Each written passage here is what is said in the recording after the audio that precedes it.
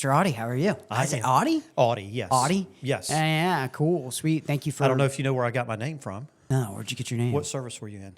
I was in the Army. Army. Yeah. So I was named after Audie Murphy. Oh, really? I was, yep. My mom liked him as a movie star. My dad liked him as the war hero.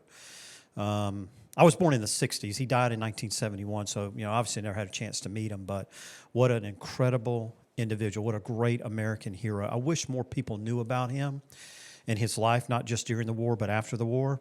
Just an incredible story. He's just one of the few. Most decorated soldier in World War II. A lot of... and I don't even think... Most of the time, they don't even teach that in schools nowadays. They don't. They spend... they don't. In history nowadays, when we talk about wars, I think they try to, sway away from it. They don't want to give anybody any type of ideas about trying to glamorize war nowadays. But, back in the day, that's what... Especially, your generation, and, when I was... I'm a 90s kid, so, growing up in the 90s, when I would go and play outside, with my brother, everything was about playing war. Everything became a weapon. Well, G.I. Joe and all of that stuff was big. But but a lot of that came from World War II, Korea. It may be a little bit with the Vietnam War, but, talking about glamorizing the war, and they didn't really glamorize it, but Audie had a movie called To Hell and Back in 1955, and it was the #1 picture for, I believe, Universal for 20 years. Until #1 grossing movie for Universal for 20 years until Jaws topped him in 1975. Yeah. But, incredible story. Yeah, and especially a lot of the men that were playing in those movies back then.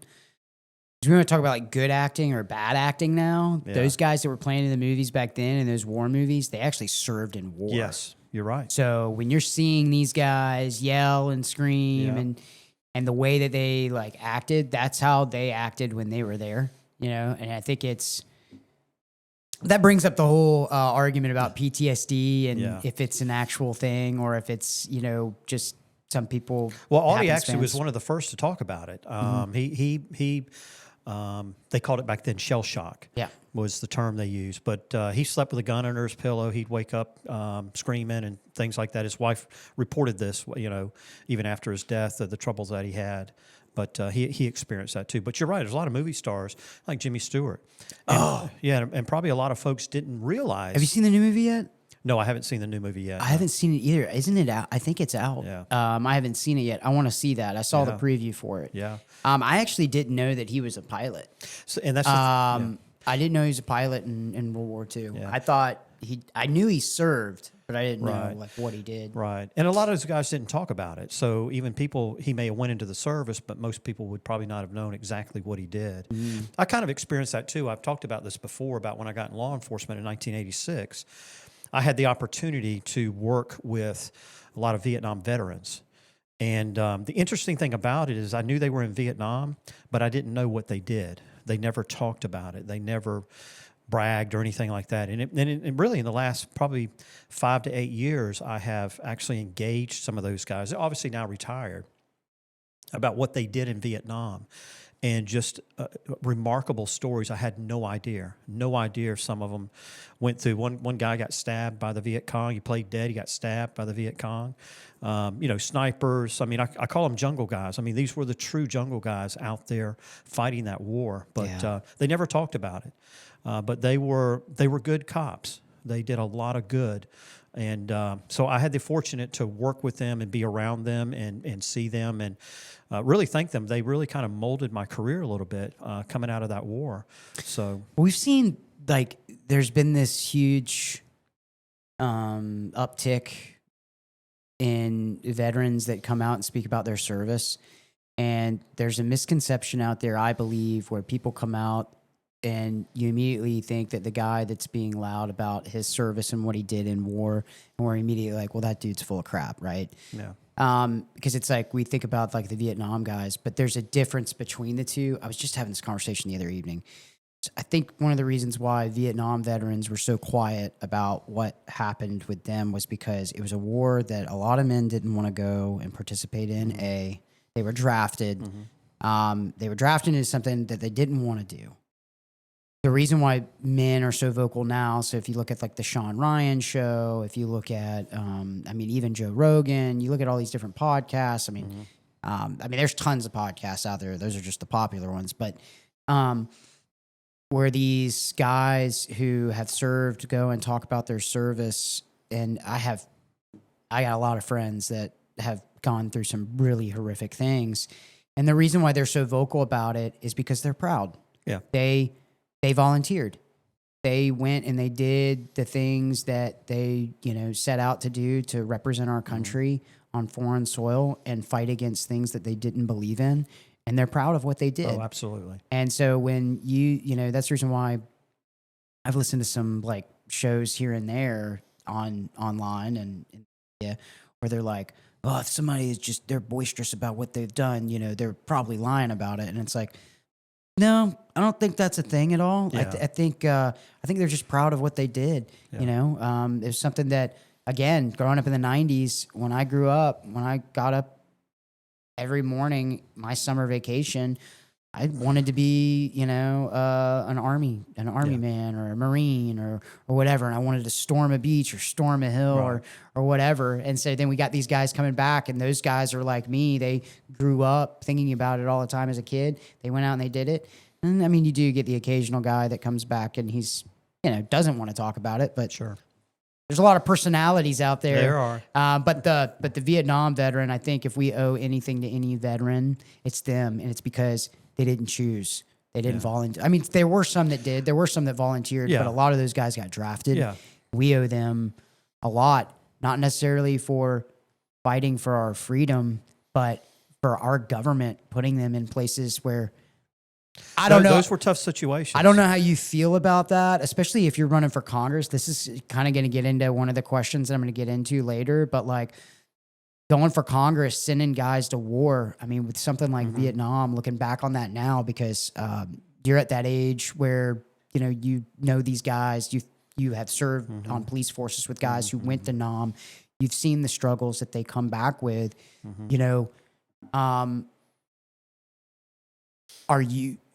how are you going to mitigate that if something comes up where we got to send men to go overseas into a conflict that we really shouldn't be in, but everybody else is kind of waving the pitchfork? Sure. Is that something you're ready for? Oh yeah. Well, we'll get into that. That's no problem. Yeah. I have no problem with that. None whatsoever. All right. Awesome. Well,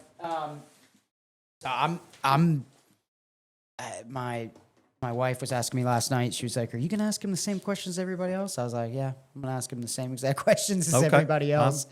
So we're running for Neil Dunn's seat. Have you talked to Neil Dunn at all? Or I have not talked to him personally. No. Oh, okay. No. First 100 days.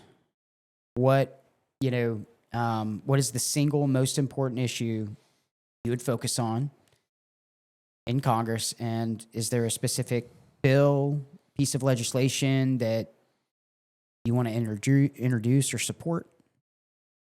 So there, you say the single most important one. That's a difficult thing for me to say. Like this is the only one. I would probably have to give a couple of them, and I'll go back to the veterans, right? The VA, and we hear about the VA all the time. We hear the problems in the VA, and I actually call the VA the biggest socialist program within the United States government. And I say that because if you look how the VA was run, you have veterans that are given government mandates. So you need service. Here's where you're going to go. Here's who you're going to see. This is what you're going to do. The whole works. There's a lot of government mandates.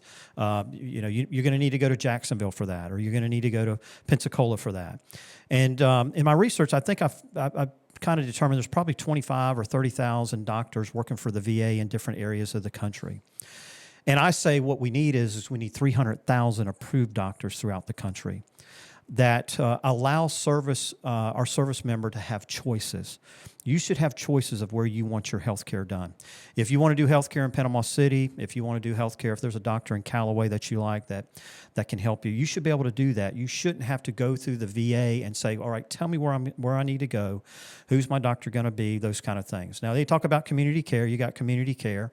But everything I hear about community care, you try to go through community care, it may take you months to get an approval. It does. Yeah, and so I totally disagree with that. I think you can get on Medicaid with no job and have better choices in who you want to provide for your medical.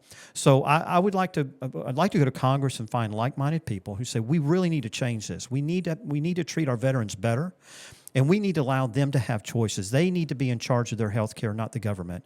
So that's one thing that I'm really strong about, is helping our veterans get through that. I think health care. I got a question one time about why I support what I do, and this. And I said, look, healthcare could actually be a perk for going into the service. So if you go into the service, you're going to get good healthcare once you get out, right?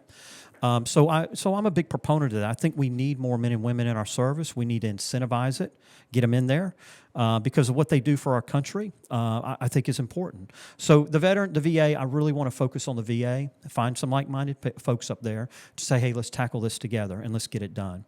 Obviously, right now, the Save America Act, it is crucial for our country to pass this. It's sad that we have to talk about it. It really is. So we need legislation passed to say we need voter ID to prove you're an American. I can't believe we're talking about this. But that's because that's how far left our country is going, and that's kind of another separate issue. But we need to pass the Save America Act in order to make sure our country stays grounded in the values that it was founded on, our Christian family values, our constitutional values, our capitalist values, and our constitutional republic values. They're all under attack. All our values are under attack by socialism, by communism, by woke ideology, by radical Islamic religion. We need to eradicate this. And so we don't need it to infect our country. So the Save America Act is so important that we pass it. I don't understand why. I don't understand. I call him the big guy, Senator Thune. He stands about 6'6", 6'7". I don't know what the big guy's doing, but he has not been able to get that through the Senate. We need to get it through the Senate and ensure that we have Americans and Americans only voting. I use this term, the world is not eligible to vote in our elections, but it seems that's what the socialists and the communists want because they can't find enough American folks to vote for them. So they need everybody else to vote for them. And so I think that when you allow anybody with any status to vote in our election, that erodes our Constitution. And it really strips us of our citizenship because citizenship doesn't matter. It doesn't mean anything. So we need to pass the Save America Act. So that's another one that I'd probably focus on pretty heavily. So the VA and the Save America Act are your two go-tos that, and when I'm saying like your first 100 days, this is more like how are people going to be able to judge your success over your first term? Mm-hmm. So if they come back to the table in the next 4 years and they say, all right, we're voting again, and they look at you, these are the two things that you want to have kind of 100% taken care of. That way people can look at it and say, okay, that's something he said he was going to do, and he did it. Yes. That makes sense. But there is a lot more to say, how are people going to look at your first 100 days? And I don't think it would be a single issue that would determine whether or not I'm doing a good job. There's a lot more to that. I mean, there's accessibility. There's what what you're doing for the district. There's what you're doing for the country as a whole through bills and legislation.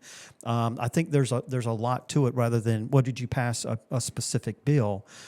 Yes, that's important, but there are many other things that a congressman, if you're looking at the success of what he's done in the first 100 days, it's not just one thing. It would be a multitude of things. So, well, that's what you want to see. But the issue that we're having right now is with Congress. When congressmen come back after their 4 years, they sit back there in this same seat in a podcast room, and it goes, what'd you do? Right. And, 4 years. Yeah, 4 years is a little different than 100. But yes, 4 years, I agree with you, yes. It's like these sanctions right now in Russia. I don't know if you've been following this at all, but, it's like they're wanting to put more and more power on the president because they're not making any decisions. Yeah. Like Congress doesn't go to freaking work. Yes. And so that's the point. Like I agree. These questions that's the reason why that question is like, in my opinion, did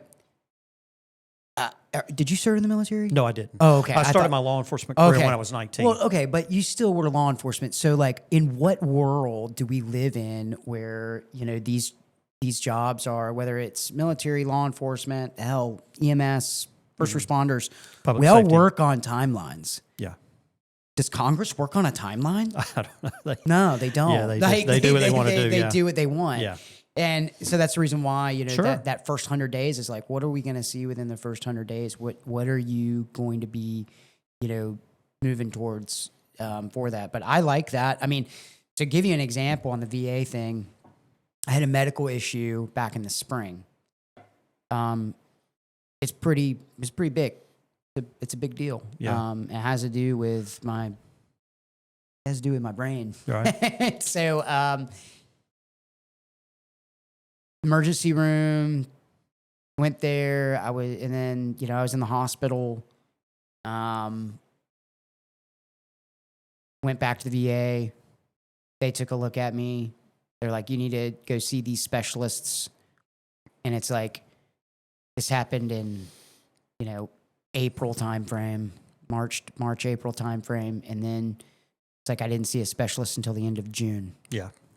And like, we're Ridiculous. talking about, it is 100% service related. Yep. It's in my paperwork Mm-hmm. of the reason why I'm suffering from what I'm suffering from. Mm-hmm. And I have a wife and 2 kids. I did my job, right? I went in, I trained to destroy our enemies. And I loved my job. Mm-hmm. And I got really good at my job. Mm-hmm.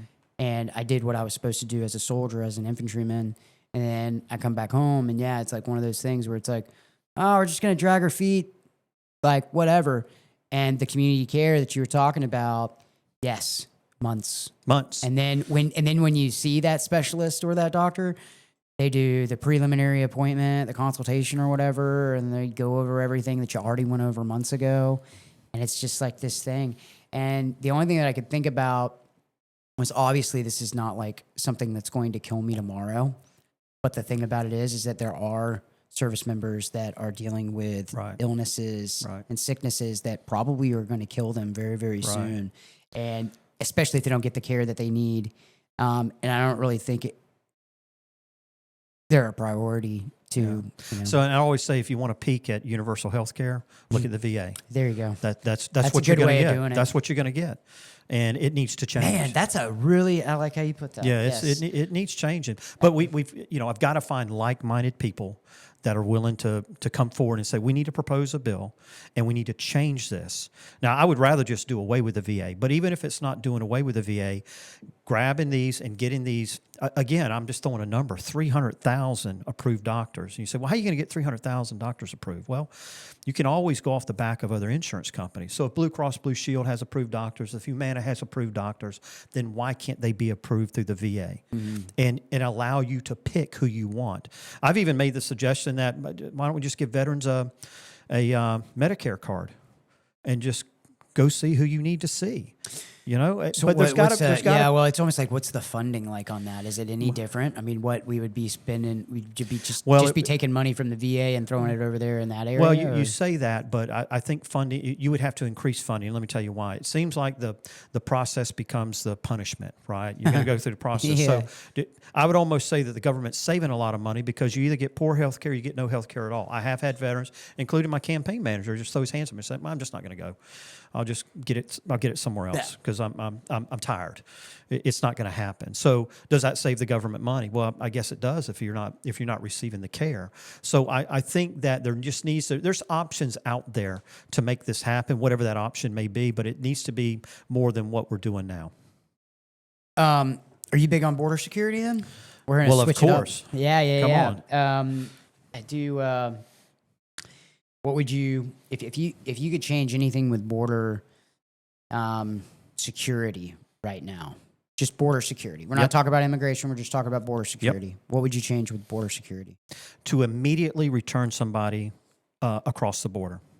So, the way I see it happening now, you catch a guy 100 yards into the country, they got to take him in, they got to process them, you got to hold them. Now you got this whatever process that they're going to go through, however long it takes. Now you're taking care of them. I think that needs to change. Why are we suddenly holding these folks? They're here illegally. Why can't we immediately return them? You talk about, well, they could be a political asylums. I think nowadays, 50, 60 years ago, you may not know everything that's going on in a country. You pretty much know what's going on in a country. I think it would be hard for somebody that's a border country, whether it be Canada, whether it be Mexico, to come in and say, well, it's a political asylum. Okay, how are you a political asylum? So I don't like the idea that these folks come in, especially right when they cross the border, and now we have to grab them up, we got to hold them, and all that. My theory is this, and I've said this throughout the campaign: if you don't follow the process coming into this country, then you only deserve two things, and that is a set of handcuffs and a trip back to the border. That's all you deserve. Now, if you follow the process, if you come into this country and you're following our process, and there is a reason that you need to be removed, then I believe that you should have a process going out. I would support that. But these folks that are violating our laws and completely disrespecting our country by coming in like they are, they just need to be shipped right back. And I don't know why we have to go through this process. What's so crazy is the people, though, that will sit there and defend it. They'll sit there and they'll just be like, well, once they make it across, just let them across. I'm like, no, dude. Like, you don't understand. You have never been anywhere in the world. Well, like, people are dying, just by wearing an American flag on the same soil that they're coming from. Right. And I think a lot of that reason is because immigration has not personally affected them. It's a lot like law enforcement. Some people will dismiss law enforcement. And I think they dismiss it because they've never needed the assistance of law enforcement. So it's like, well, I've never used them. Why would I need them? But that's a misconception, right? Immigration does affect us. It affects our economy. It affects our job market. And just because you don't see it personally, it has not personally affected you, doesn't mean that it's not important. Yeah. So I think that's where a lot of the misconception. I guarantee you that if the folks coming on over suddenly showed up in their neighborhood and hanging out and being very visible, they'd be calling law enforcement and say, what are these folks doing in our neighborhood? We need to remove them. So it's easy to dismiss the people coming over when you haven't seen it or how it is really affecting. Go live in Brownsville, Texas. Go live in New Mexico, and then maybe you'll understand. But if you're living deep in a metropolitan city and you really don't see it, that's why they don't. They see it as a non-issue. Yeah. It's a crazy thing how people aren't taking it as serious as they should. Now, however, I will say I think we're down by 93% now. Oh yeah, it's almost cut off. And let me tell you something, that is a big plus for law enforcement. So 5-6 years ago when the Biden administration was in, I was having a conversation with a neighboring sheriff about drugs coming in, right? Mostly fentanyl. And the price for fentanyl, it actually shocked me. And I spent 8 years in vice and narcotics over in the Tallahassee area many, many years ago. And the price of fentanyl had dropped so significantly. Even I was surprised. I even talked to my own sheriff. I said, "Hey, did you realize this? Did you realize this is what it costs for an ounce of fentanyl?" I'm shocked. And really, what was happening is because the Biden administration was doing nothing, all this fentanyl was coming over. And really what law enforcement was doing, this is the analogy that we used in combating the fentanyl problem in these communities, we're just cutting the snake's tail off. That's all we were doing. It was coming over just in pounds and hundreds of pounds, thousands of pounds. It was coming in. Now that the Biden administration is gone and now Trump is in office, and we've seen a tremendous reduction. Now, I've been out of law enforcement just a year.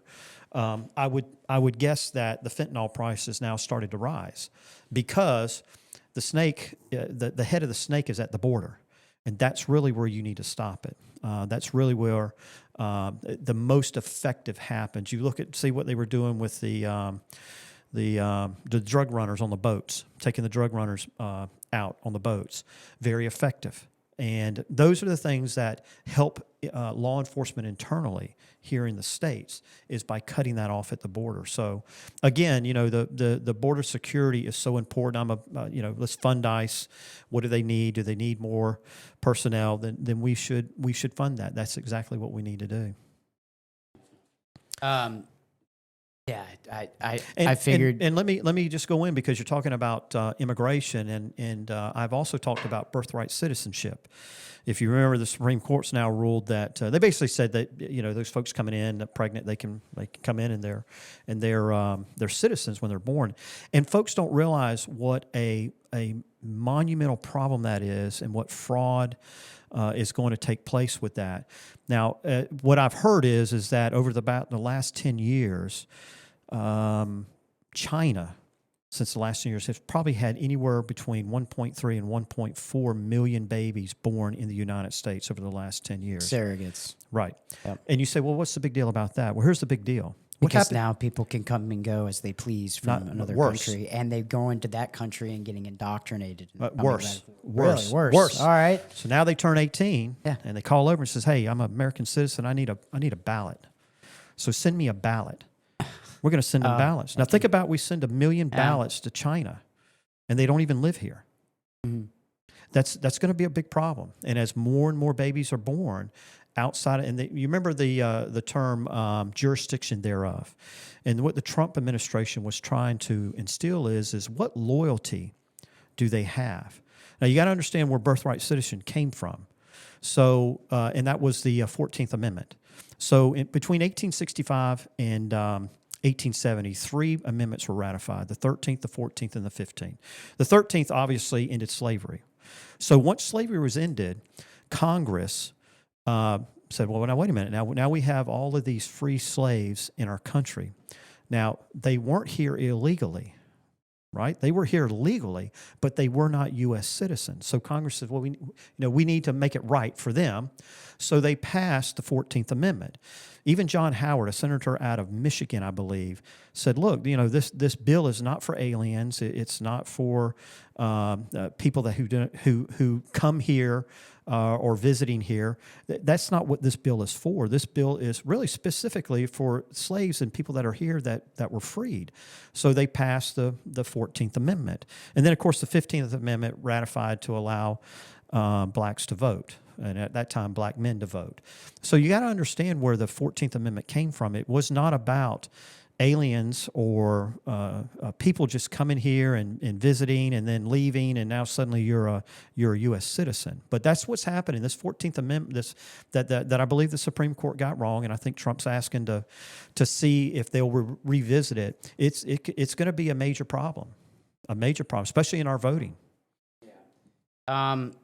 Well, that is kind of like what we were about to get into was what would you do to improve border security, which is what I just asked you.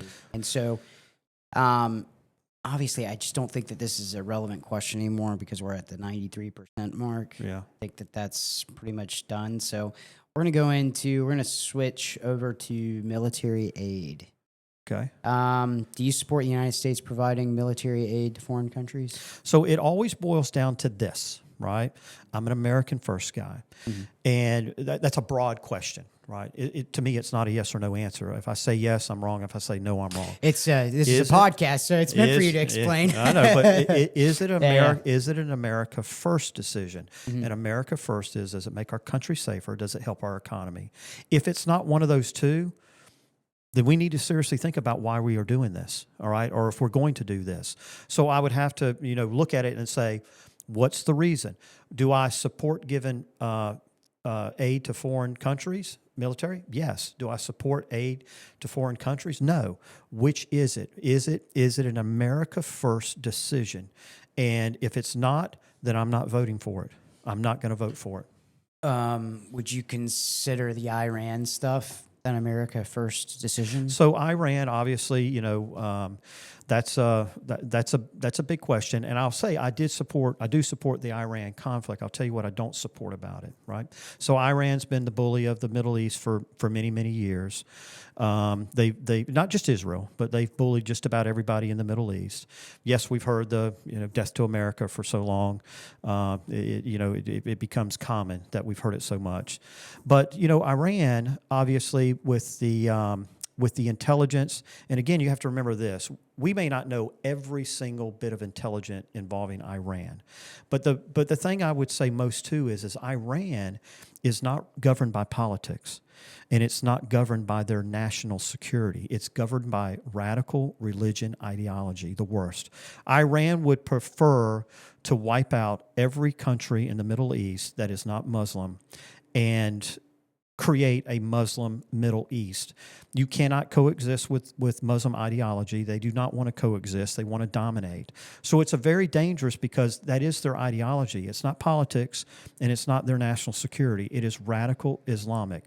So, do I think Iran needed to be put in check, especially with them building nuclear capabilities? Absolutely. What I don't support is this years-long war. Why haven't we finished this? It needed to be finished. I'm a supporter of go in there, beat the hell out of them, and get out. Mm-hmm. We do not need. I don't want to be there for another 2 or 3 years. That's ridiculous.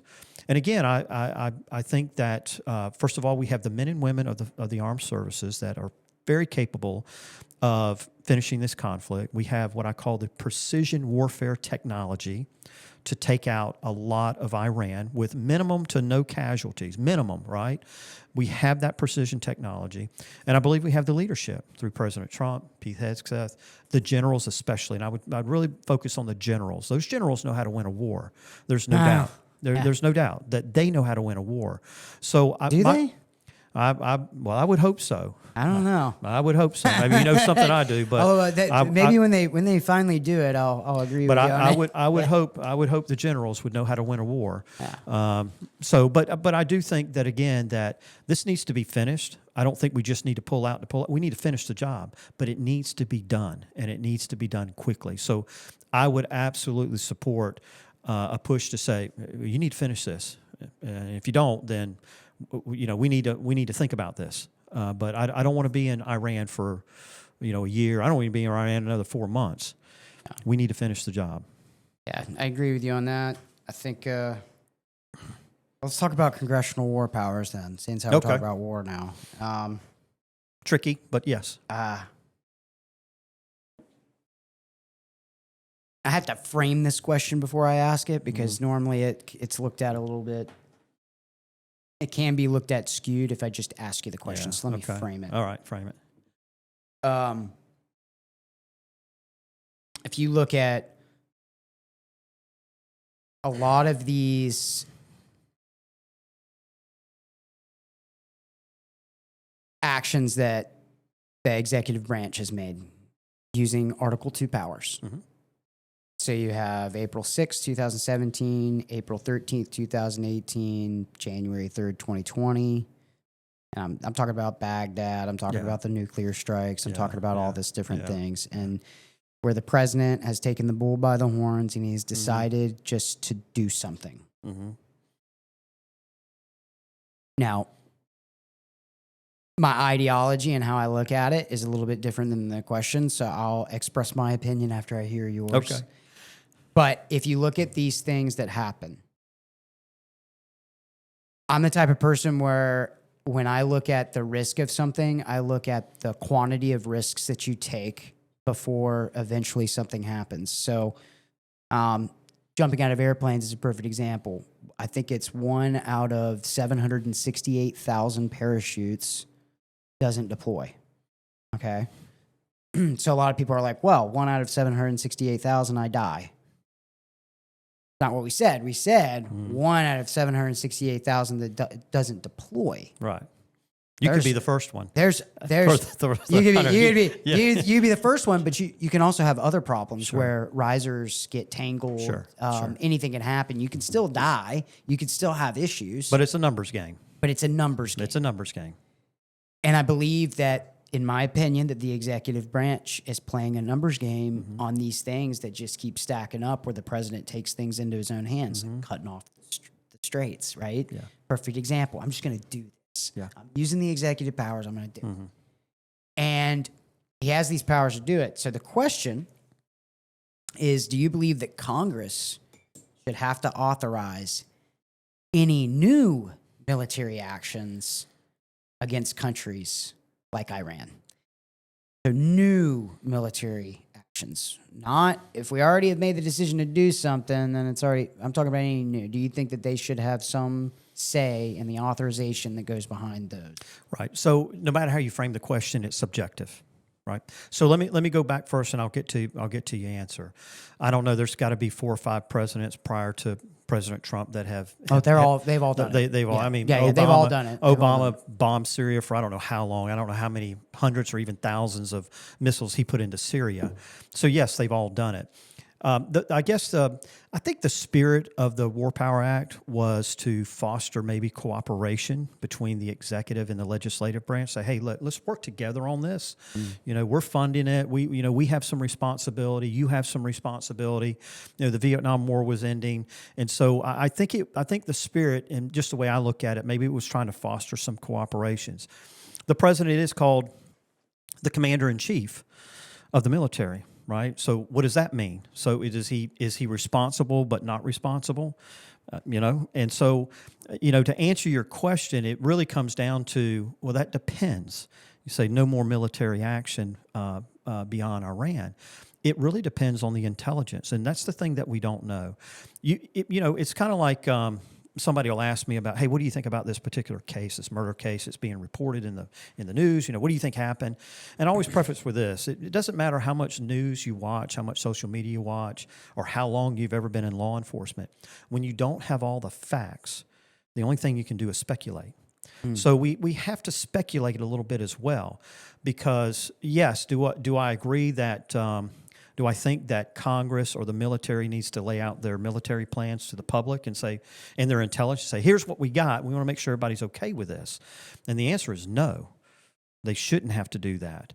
That compromises us. That compromises our service people.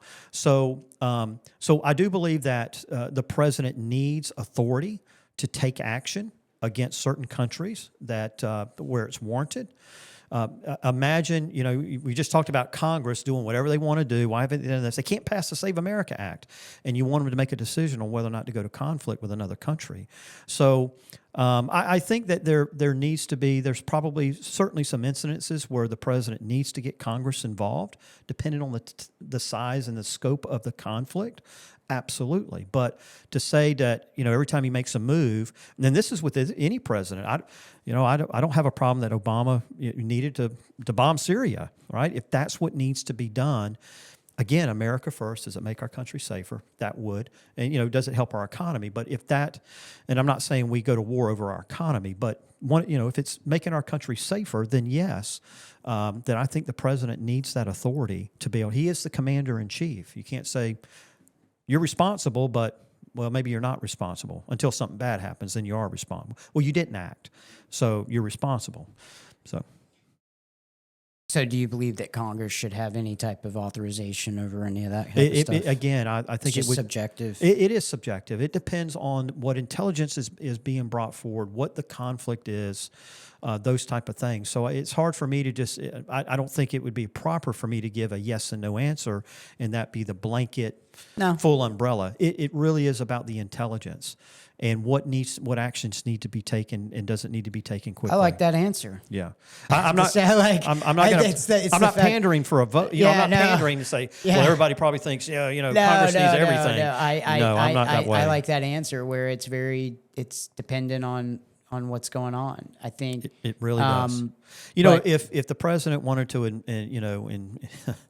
invade Germany and France, and we're just going to, you're going to need Congress for that. Yeah, but the problem is that you have a lot of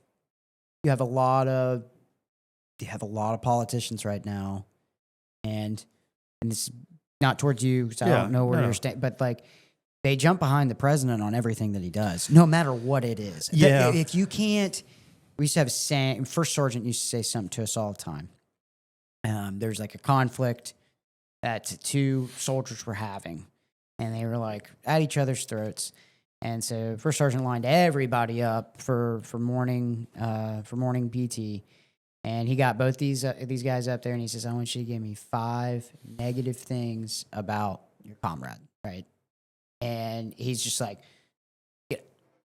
this.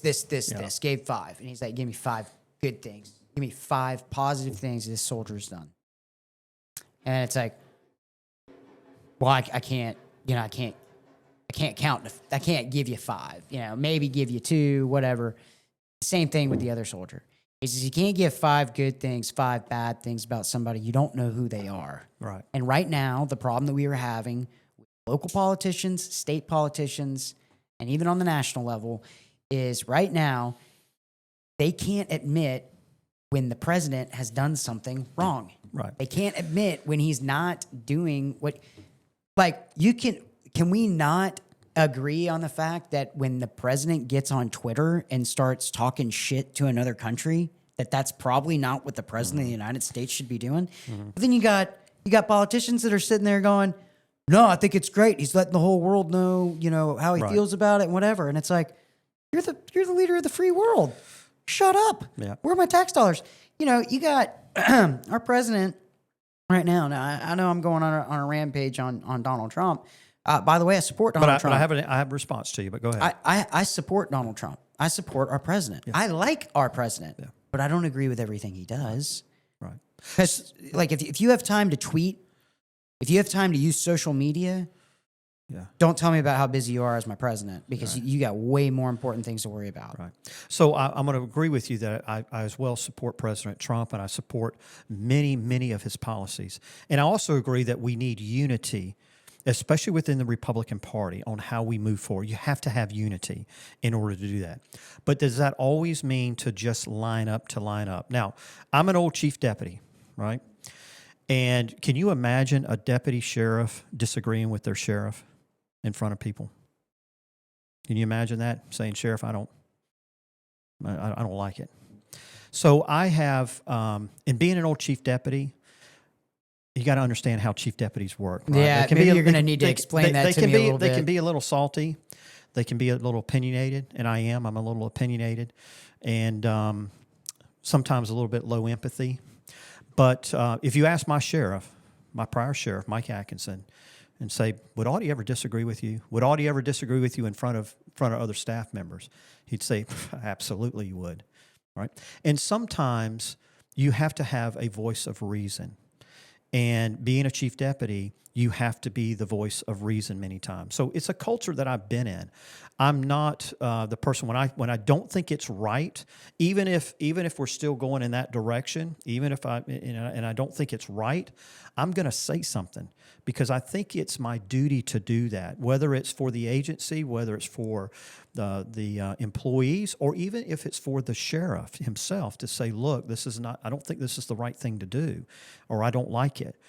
So you have to have a little bit of that personality in order to do that. And so, you don't get to make chief deputy by making everybody happy. You never do. And so you have to have a little bit of that, again, some of that fortitude inside of you to be able to speak up. I don't think that would change with me in Congress. Because again, if I don't feel like something's right, I'm going to say something about it. And so whether it's a war conflict, whether it's the economy, whatever it may be, I don't mind standing up. I'm used to it. I'm used to people taking shots at me and all that stuff. I don't mind that. So even though I do absolutely agree with the president, I agree with his America First policy, I agree with those things, that doesn't mean that I line up just to line up when I disagree, especially when I adamantly disagree. So anyway, yes, again, I believe there needs to be unity within the Republican Party. I think that's lacking a little bit, and you know as well as I do, whether it being on a team, a military team, a law enforcement team, or a baseball team, you have one person that doesn't want to go along. You have one person that wants to disrupt everything. The team will fail. So you have to have unity up there. And again, I think that always goes back to what? Leadership. Leadership has to be the one driving that. So again, I'm all for it. But if there's something there that I am not comfortable with or I don't think is right, you can bet I'm going to say something. I'm also a big believer that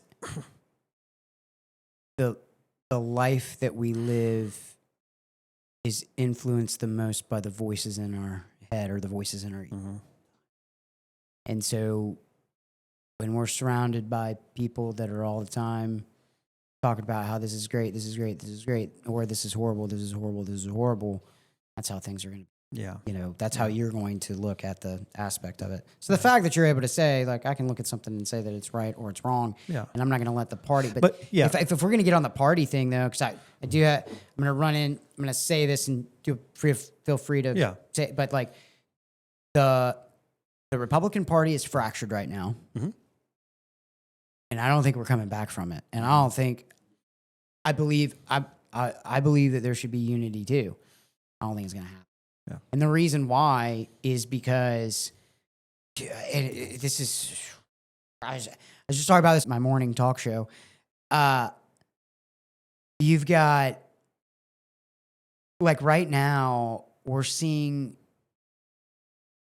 right-wing conservatives take left-wing ideology, take left-wing ideals, and all. Like right now, this whole like, you know, we hate Israel thing, like that's bleeding over into the Republican Party, right?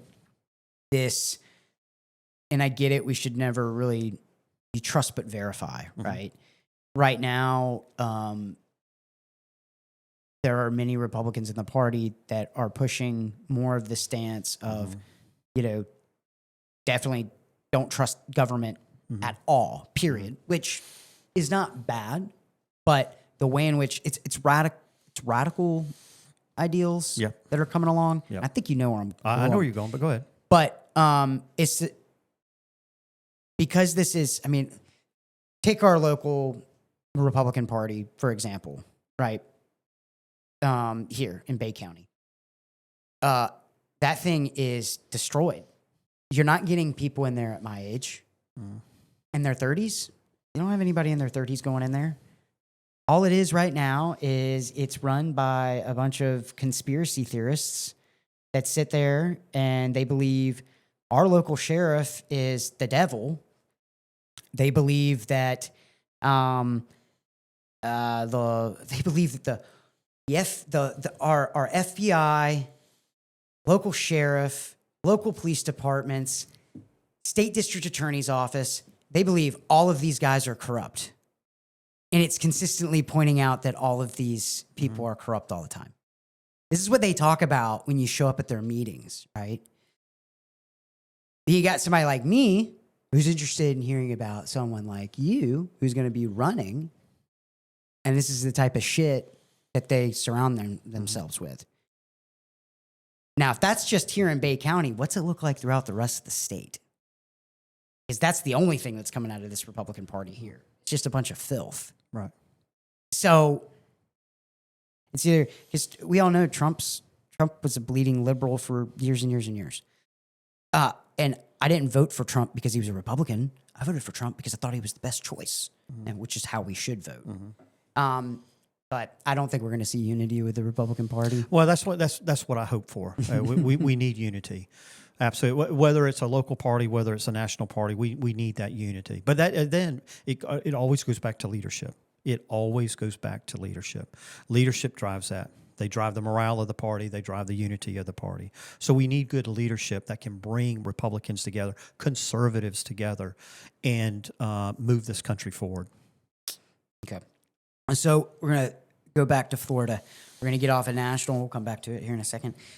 What do you believe the biggest issue is out there right now facing Northwest districts that you would represent? So again, a couple of issues when you talk about affordability, we talk about jobs, and I'll talk about jobs first. Obviously, jobs is to me the economic prosperity. If you look at Reaganomics back in the 80s, in his supply side theory on economics, in raising supply, pushing prices down, deregulation, cutting taxes. That's really what puts money or allows citizens to keep their money. But jobs is important in this district. And I'm not talking just about the high-tech manufacturing jobs, which is nice, the AI development jobs, which are nice, but your trade jobs, your farm jobs. As I've gone across this district, and you realize this district is mostly rural, other than Tallahassee, Leon County, and Bay County. It is mostly a rural district. And so you have a lot of farmers out there. And as I talk to farmers across the district, one thing I do hear is farming's a dying industry. And it doesn't need to be a dying industry. It needs to be a prosperous occupation that we incentivize to have farmers from now and generations to come. And so I'd like to see us incentivize farming, make it more profitable, deregulation, cutting taxes on them, allowing them to keep more of their money. And I always talk about, citizens keeping more of their money. I don't like the term, the government needs to give our money back. I don't like that term because in order for the government to give our money back, what do they have to do? They have to take it. So, stimulus checks, I'm not a proponent of stimulus checks. I believe things like stimulus checks lead to the government starting to identify social classes, because then they say, well, you're going to get this much and you're going to get this much. I like the concept of just let us keep our money. The government is the biggest, how should I put it? It's the greediest organization on the planet, and all it does is spend money. And what causes inflation? Government spending causes inflation. So a couple things on that. Government inflation and spending money. Have you ever heard a candidate or a congressman say, well, I'm going to go to Washington and we're going to cut spending? You ever heard that before? How many times have you ever heard the U.S. government? I know I'm on the U.S. government, but this is about local people. How many times have you ever seen the local government or national U.S. government cut spending? Have you ever known the U.S. government to cut spending? No, it just goes up. It just goes up, right? Yeah. So what I'm a believer in is eliminating government. But first and foremost, what is the number one function of government? It's public safety. Our military, our courts, our law enforcement, our corrections, our fire rescue, EMS. That is the number one function of government. And so that will always, for me, always be supported, always be properly funded. No questions, hands off. It's going to be, we're going to fund it. Every other form of government, whatever it may be, Department of Education, IRS, USAID, I mean, there's a number. There's like 15 different departments. Any department other than public safety, we can either reduce, restrict, or eliminate. Now, my belief is if government doesn't exist, it can't spend money. Right? Right? So sign me up. Sign me up to propose legislation. Sign me up to vote yes on reducing, restricting, or eliminating government. So I think that's a focus that I'd like to have as well is being able to do that. Now, when you talk about inflation, how does inflation occur? Well, it's because government spending, and when the government either one has too much money, they either get it through taxes or they get it through printing money. But now they can also create money. I don't know if people know this, but they can't print money fast enough. So they create money. They just go to bank institutions and say, hey, now you have $20 million to do whatever you want to. So in 1913, when the Federal Reserve was created, U.S. Congress gave the Federal Reserve. Now, if you understand the Federal Reserve, it is not a full bureaucracy agency, meaning that it doesn't only have government employees in it. It also has private citizens in it. And guess who those private citizens are? Bankers, people in the banking industry. So you got banking industry people and government employees on the Federal Reserve. And in 1913, the Congress gave the Federal Reserve unrestricted access or unrestricted authority to print money in 1913. That still stands. So the Federal Reserve does not need congressional approval to either print money or now create money. That needs to be looked at. So the Federal Reserve, technically, if they make a mistake or they, maybe interest rates get out of whack, whatever, they say, well, let's just put some more money in the economy. They don't need congressional approval. That needs to change. There needs to be better oversight of the Federal Reserve. We can't just be widely just printing money or creating money. That does not help our economy. We need a true budget that we can work with. Well, I got another question going back to immigration. Okay. But it's coming here to kind of hit home with Northwest Florida, which is that H-2B workers. Mm-hmm. The many hotels, restaurants, and seasonal businesses in Northwest Florida rely on H-2B guest workers because they say they can't get enough local workers based on numbers that we have. Mm-hmm. Do you support expanding those visas, or do you No, Plan I on don't. I keeping don't. the same or reducing it? I support either reducing it or eliminating it. And Okay. we need to be using American workers. And I don't know the reason. First of all, I'd ask the reason, why can't you find people to take these jobs? Is I it can tell you why. Well, go ahead. Well, go ahead then. Go ahead. It's the money. Well, that's what I was going to say. Yeah. I mean, So that's. I'm sorry, but No. that's kind of like. So I've asked this question to several candidates. They've all given pretty interesting answers. You're the first person that's like, no, we need your. I agree with you. You're the first person that's because my whole thing is we have a lot of business owners that are in the tourist industry, farming. You mentioned farming earlier. We have a lot of fishermen here that use these workers, and they're like, I can't find anybody that's going to fill these jobs, and it's like, well, it's because Americans don't want to do that job. It's because Floridians don't want to do that job, and the reason why is because you're trying to charge like minimum wage to do something where, obviously it's not minimum wage work. Right. It's the pay needs to match the labor. Right. So and the government can help with that, right? Because you got to go back to I wanted them to be profitable as well. I want businesses to be profitable as well. They need to be profitable. But if you got government doing overregulation, requiring a bunch of stuff, if you got government heavily taxing these businesses, then it does make it difficult.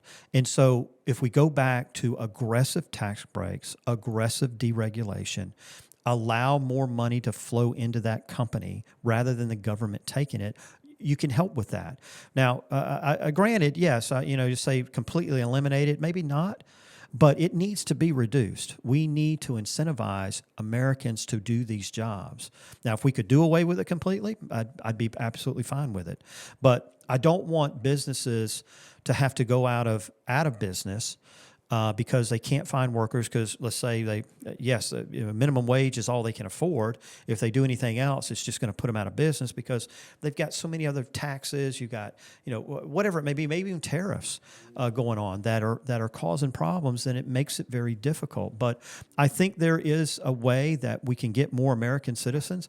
My son is taking another job, and I said, "Well, how much are they paying?" He says, "Minimum wage." He says, "Well, I don't care about that." So there's people out there. Yeah. There's people out there willing to work, especially young people. Some of these jobs are not, they're not career jobs. That's called a job. Yeah. It's just called a job. It doesn't mean, well, you're going to work on a fishing boat. Does that necessarily mean that's the next 30 years of your life being a handler being a hand on a fishing boat? Maybe not, but it is a job. Yeah. So just because it's minimum wage doesn't mean that if there's people out there saying, I absolutely refuse, and I'm not talking about a guy in his 50s with kids and, college and all that, but you've got individuals, you got young folks out there that are capable of taking these jobs. They should be. And some of that, I believe too, I think social media is driving some of that, right? Because they watch social media and you say, well, I can spend 3 hours on social media and make $80 an hour. Well, again, that goes but back. That's not reality. That goes back to what I was saying earlier about the lives that we're living are most influenced by the voices that are in our head. Absolutely. And right now, it's just kind of like I was just having a. But I do agree that that folks that just say, well, I just refuse to work for minimum wage. There still has to be some incentive. Pay does not answer everything. That is not the answer. And I know that being, working as an executive in a large agency, you think, well, we'll give them a pay raise, they'll all be nicer and they'll all be happier. And that lasts for about 2 or 3 months, and then they're all back to normal again. So, pay is not the answer, but I do think it's not a one-pronged problem. Government getting in there, cutting taxes, deregulation, allow companies to keep their money. They may be able to pay more then. Let's talk about a little bit about employer accountability on some of that then. So if a business knowingly hires undocumented workers, should the penalties against that employer become significantly tougher?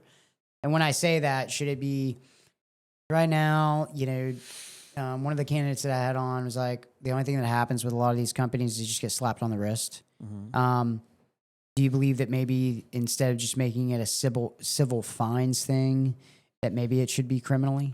Well, first you got to ask yourself, what's the intent of the penalty, right? So a lot of times and I'm going to go back to law enforcement, right? So why do we write tickets? Why do we do what we do? Why do we give warnings? Why do we do that? Our goal is compliance. That's really the goal. Okay, this is not you're committing murder. Now you've stolen $400,000. Yeah. But you're really looking for compliance. So to say that somebody gets caught, is it immediate? We're going to take your business license. We're going to put you out of business. Maybe not. Right? It may all depend on really what their intent was. Did they hire 50 or 100? They got 100 in there, and this is working for us, and we don't care about the law. We need punishment. You may find somebody who says, "Yeah, I thought he was undocumented. I wasn't sure, but do we put him out of business for that?" So again, it's a little bit of a subjective question when you dive in. There's so many possibilities of what does that mean. Should there be severe punishment? I can say yes to that, and I can say no to that. But in the end, what do you want? You want compliance. You want people to go, don't hire. It's illegal to hire illegal folks to work at your place of business, and so we need compliance out of that. So it may depend on the severity of the violation, as far as what are you going to do? What kind of punishment are you going to do? Were you one of those types of law enforcement officers that would look at something all the way around before you made a decision on how you're going to handle it? Always. I think that's great. No, because always. You get so many. I've never served as law enforcement officer, but there is like a. So we're gonna get off of this for a little bit. We're gonna talk about personal stuff. Yeah, and we'll come back to it. I love to it. I feel like there's a huge disconnect right now between people and law enforcement. I just brought up something a second ago about how, like, just here locally, we have like a huge group of people that they're always looking, and social media is part of one of the problems. They're always looking to just throw the sheriff's department under the bus. Yes. They're always looking to like out the state district attorney's office. They're always trying to like just hammer down on our local law enforcement. And the way that I look at it is like they're human beings just like everybody else. They make mistakes, right? That's you took the words out of my mouth. I was going to say it, but you said it. But I am going to say this because I have, take for instance, this morning, obviously I had that wreck right before I got here. The officer I dealt with was the most friendly, I'd give the shirt off my back. You were just in a wreck, whatever type guy. He just, did his job, gave me the report. Hey, is there anything you need? If there's anything you need, here's my card, notify me, whatever. Yeah. Just great. But then, a couple of weeks ago, I was on my way home and I got pulled over for illegal tint on my windows. Mm-hmm. And the officer, just like the entire time, from the time he pulled me over, same law enforcement agency. Yeah. And it's like, what did I do to you, man? Like, first of all, I bought this Jeep. It's came with the tint that the way that it is. If it's illegal, it's illegal. But then it's just like this attitude from start to finish. I know I'm rambling. So I'll give you kind of a quick answer on that. And first of all, you hit it on the head. And I've often told people or told them, it says, why do law enforcement officers make mistakes? And I don't know. It's because we're human. That's why. But when you talk about what you're referring to, I would bring up two things. And first of all, anybody would say, well, there's bad cops out there. Well, there may be, but it is very, very few. And I mean rock bottom few. Really? Right? I'm talking about corruption. Okay. We'll get to the jerk. Okay. That's different. All right. I'm interested. But corruption. Very, very few. There. I have never experienced it in my almost 40 years of law enforcement. I've never seen it. I've never sseen somebody that came to work said, you know what, I'm just going to screw people over and I don't care and this is what I'm going to do. That is the 0.03% out there.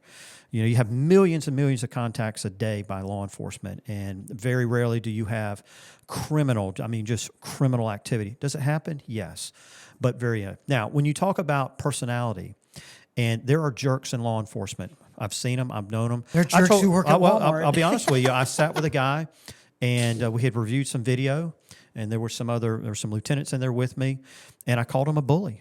I said, "You're nothing but a bully with a badge." And that surprised him a little bit, coming from, at the time, the chief saying, "You're a bully with a badge." He was wrong for law enforcement, absolutely wrong. And so when you get folks like that, there's really two things. Number one, it's personality. It's who they are. It's their personality. That's who they are. You met the real nice guy, right? Yeah. And he was very nice. That's his disposition. The other guy, it's not his disposition. The other thing is youth and inexperience.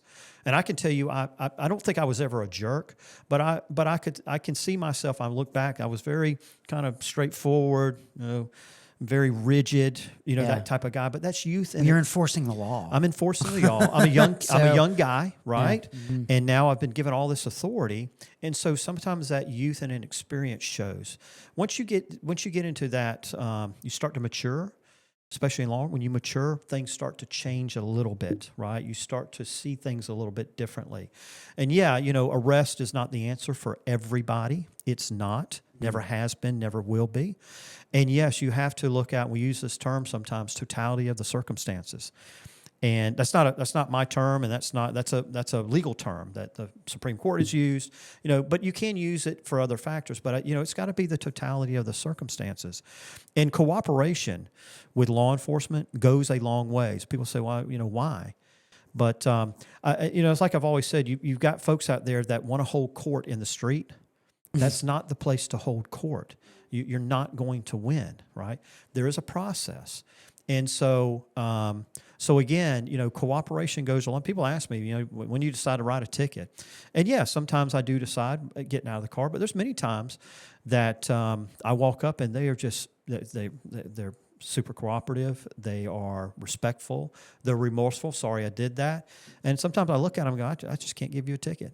I just can't do it. Something that's really, really weird. It's like trending on X, Facebook, TikTok, whatever. It's these videos of like people getting pulled over, by a cop, and they're just being complete and total dicks. It's just like they immediately look at him and they're like, "I want to talk to your supervisor, this, that, and the other. This isn't how that."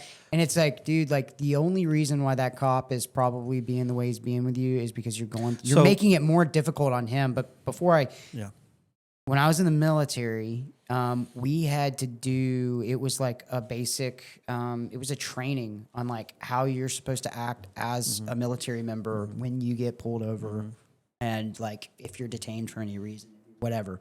It was like a small like little clinic that we went through. It was like a 2-day thing. But I remember that was one of the things that they would always tell us, just be compliant.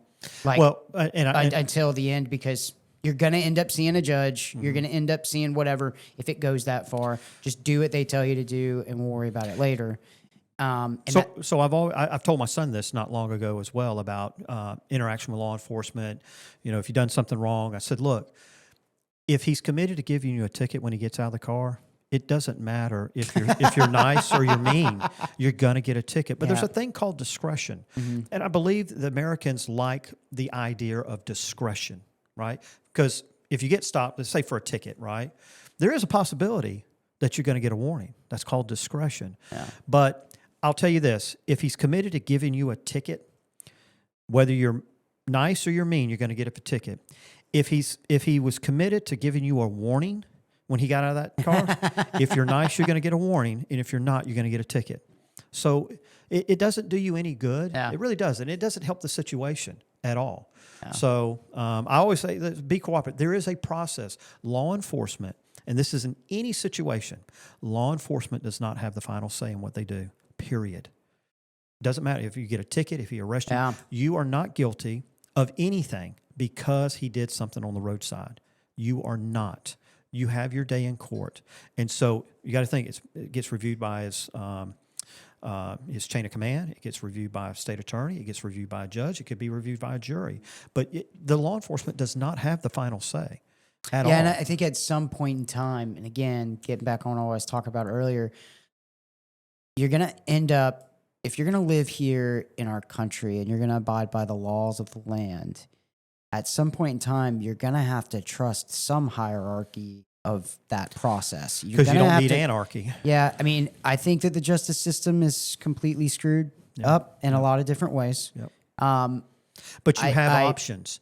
Yeah. You have options. There are. Even if you don't trust the law enforcement guy, That's fine. Yeah. You don't trust him. Yeah. Take it. You can go to his agency. You can go to the state attorney. You can go to end up a judge or a jury.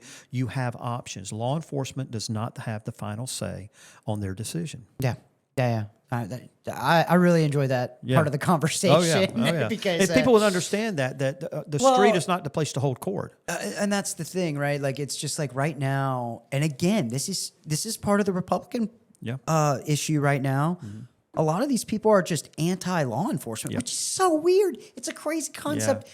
This was coming from the left a couple of years ago when it was like defund the police and all this. Yeah. And now you run around to all these different counties and states and you see like these guys that are just like, law enforcement has too much control, because we are going to be talking about flock here in a minute. Mm-hmm. That's a question that's coming up. Come on, bring it on. I do want to take a little bit of a break. I appreciate you going over the law enforcement background, because and it's also cool to know that there are cops that are out there that have at least some type of humility. There's plenty. There's plenty. I'm sure that there are. That's the reason why. Like, I just haven't really met the devil that these people talk about all the time. Another thing people don't realize is that a lot of cops are in certain environments. So let me give you an example. If you take a dog, just a dog, and you throw him in a pit with a fighting dog, and now that other dog wants to fight the dog you just threw in, what is that other dog going to become? He's going to become a fighter, right? And people don't realize, and this is not an excuse for behavior, but when you're in an environment, every day you go to work, people hate you, they scream at you, they tell you they wish you were dead, they lie to you, they run from you, they fight you, and you're constantly in this environment. What do you think happens? Right, you actually become some of the environment, and what happens is some cops, and it's youth and inexperience. It takes experience. It takes to be able to separate that, and it's sometimes certain areas, especially when a cop is constantly in that environment of always on their guard, always on the defense, every single time. And like I said, you can pull up to a call, and they're already screaming at you. They're already calling you names. They've never met you. They've never seen you before. But because you wear that uniform, they hate you, and they're going to let you know, and they're going to do anything they can to disrupt whatever you're doing. And it's difficult sometimes, that human instinct, to put up those walls and reject all that and say, well, you're the nice guy, right? I just came from a hellhole, and they hate me. They want to fight me. I got to go in there with two people, It becomes very difficult sometimes. It does. Well, that was one of the things that was kind of scary to me. I was talking to a law enforcement officer not too long ago at church, and of course, I'm proficient in CQB. Mm-hmm. Anything having to do with. But what I thought was interesting was he was telling me, like, so he's on the SWAT team, mm-hmm. and so he tells me. And so I said, so, like, what do you do? Like, what's your everyday schedule, like, being on the SWAT team? And he's like, oh, well, no, like, I'm a regular cop, just like anybody else. All my gear is in the back of my car just in case I need to go. And I was like, well, what? And he was like, yeah. One of the things that has gone through my head ever since I had that conversation with him was, and this is what scares me. You can go to we'll just say a meth lab, and there's children that are involved, and you've got to go raid this place because of money, drugs, child abuse, whatever. You show up, you get your equipment out of the back of your car, you do this raid, it goes through, you put your stuff back in the back of the car, and then you go right back out to giving grandma a ticket for running a stop sign. In my opinion, coming from the world that I come from, is like, when you have infantrymen that train to raid homes, they're not that's their job, right? So, like, the humanitarian mindset of an infantryman is just not there. It's very like, when you go into these measures where you go into a home and you slap people on their face and zip tie them, and just that environment, there's no way that I can go from that type of mindset to jumping in a car. and going to go give grandma a ticket at a stop sign. And I'm way more skilled and trained than any law enforcement officer at that type of job. Because you have to be either that aggressive dog at all times, or there's like no in between. Like, I just don't think you can do it. Now I know that they do it, and I know that they're, but it's a danger. I feel like if you have a SWAT team, that needs to be what their job is. I'm in control much more than I am as a patrol guy, because in a patrol setting, I'm dealing with the unknown. Somebody asked me, what's your biggest fear? Guy with a gun, guy with a rifle? No, the unknown. If I know he has a gun, if I know he has a rifle, I would rather know he's shooting, because now I know what I'm getting involved in. But you get involved in the unknown. You either have a good guy, you either have a bad guy, or you have the unknown. And the unknown, man, I'd rather take the good guy and the bad guy any day. It's the unknown that is tricky and hairy. But no, I agree with you. You know, and that's law enforcement. Unlike some other public safety professions, we go from 0 to 100. And then we got to go back to 0. And 100 can be a multitude of things. That's why they say cops only live 5 years after retirement. What skills do you think you're going to be taking most from, like, the law enforcement side, being that executive with the agencies that you've worked with, being the humanitarian side of it, where you've been that guy who makes a traffic stop, you see how people react. You see the struggles that everyday people deal with because of government overreach, government not being there enough. You see all these things. Like, what do you think you're taking the most from your career into the position if elected? So I think a couple of things. Number one, leadership, right? And so in my nearly 40 years of law enforcement, nearly half of it, almost 20 years, have been in leadership. But, you know, a couple other things that I really think that will help me is, again, for 40 years, I've been part of a team. So there is a team concept with that. And that's no different than Congress. I mean, there's 435 people up there. Again, you got to have unity. And being part of a team is very important. And so I think I mentioned before, you know, if you're on a team and one person decides, well, I don't want to go in that direction. Imagine the offense of a college football team, and just one player says, well, I'm not going to go along with the play, right? Yeah. Now again, it doesn't mean if something's not right, you don't speak up. It's not about just falling in line, but you need to have a team kind of concept. And I've been doing that for 40 years in team concept. And the other thing is building relationships. That's another thing that I've done for nearly 40 years, is building relationship. Sometimes it's not always about what you can do, because there's many things that I would not be able to do for somebody, but guess what? I know somebody who can. And so I always have the ability. I've often talked about, there's one thing you'll never hear me say as a congressman, and that is, that's not my job. It's the last thing somebody wants to say. Even if I'm not able to specifically do something for somebody, I should have the ability through team concept, through building relationships, to get something done from somebody. And sometimes people just want a little bit of help. And it doesn't take a lot. But if you get the mindset, and just like law enforcement, the answer should never be, that's not my job. Yeah. That's the last thing that anybody wants. Sometimes they just want a little bit of help. So those are the things, if I'm looking at my 40-year career in law enforcement, those kind of rise to the top for me of what I can take to Congress. I feel like it's only fair to go over this now that we talked about the law enforcement side of things. So this is a sticky one right now, because got a guy that's running for governor that is just, I feel, on a rampage right now, where he has just been talking about a lot of what we're about. You know, so I'll just get into it. Government surveillance and privacy. The Fourth Amendment protects Americans from unreasonable searches and seizures. If Congress voted on legislation expanding federal AI-powered surveillance capable of tracking the movements of law-abiding Americans, would you vote yes or no?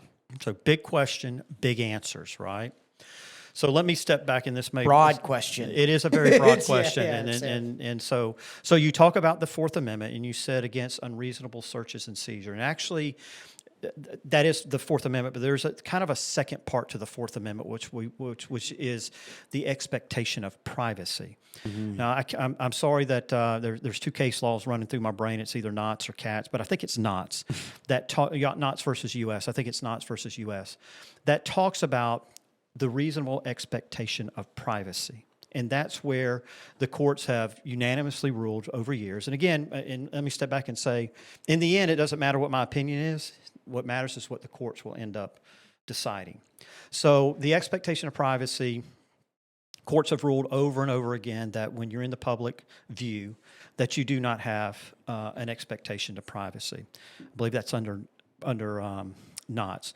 The Katz one I'm thinking about, it was if it's the one I'm thinking about, it had to do with an invasion of privacy. And if I remember correctly, and again, forgive me because it's been a long time since I looked at this. It's either local or it's FBI. I can't remember which one. But a guy this was way back. And it's actually a technology type of case because a guy was using a payphone to do some sort of criminal activity.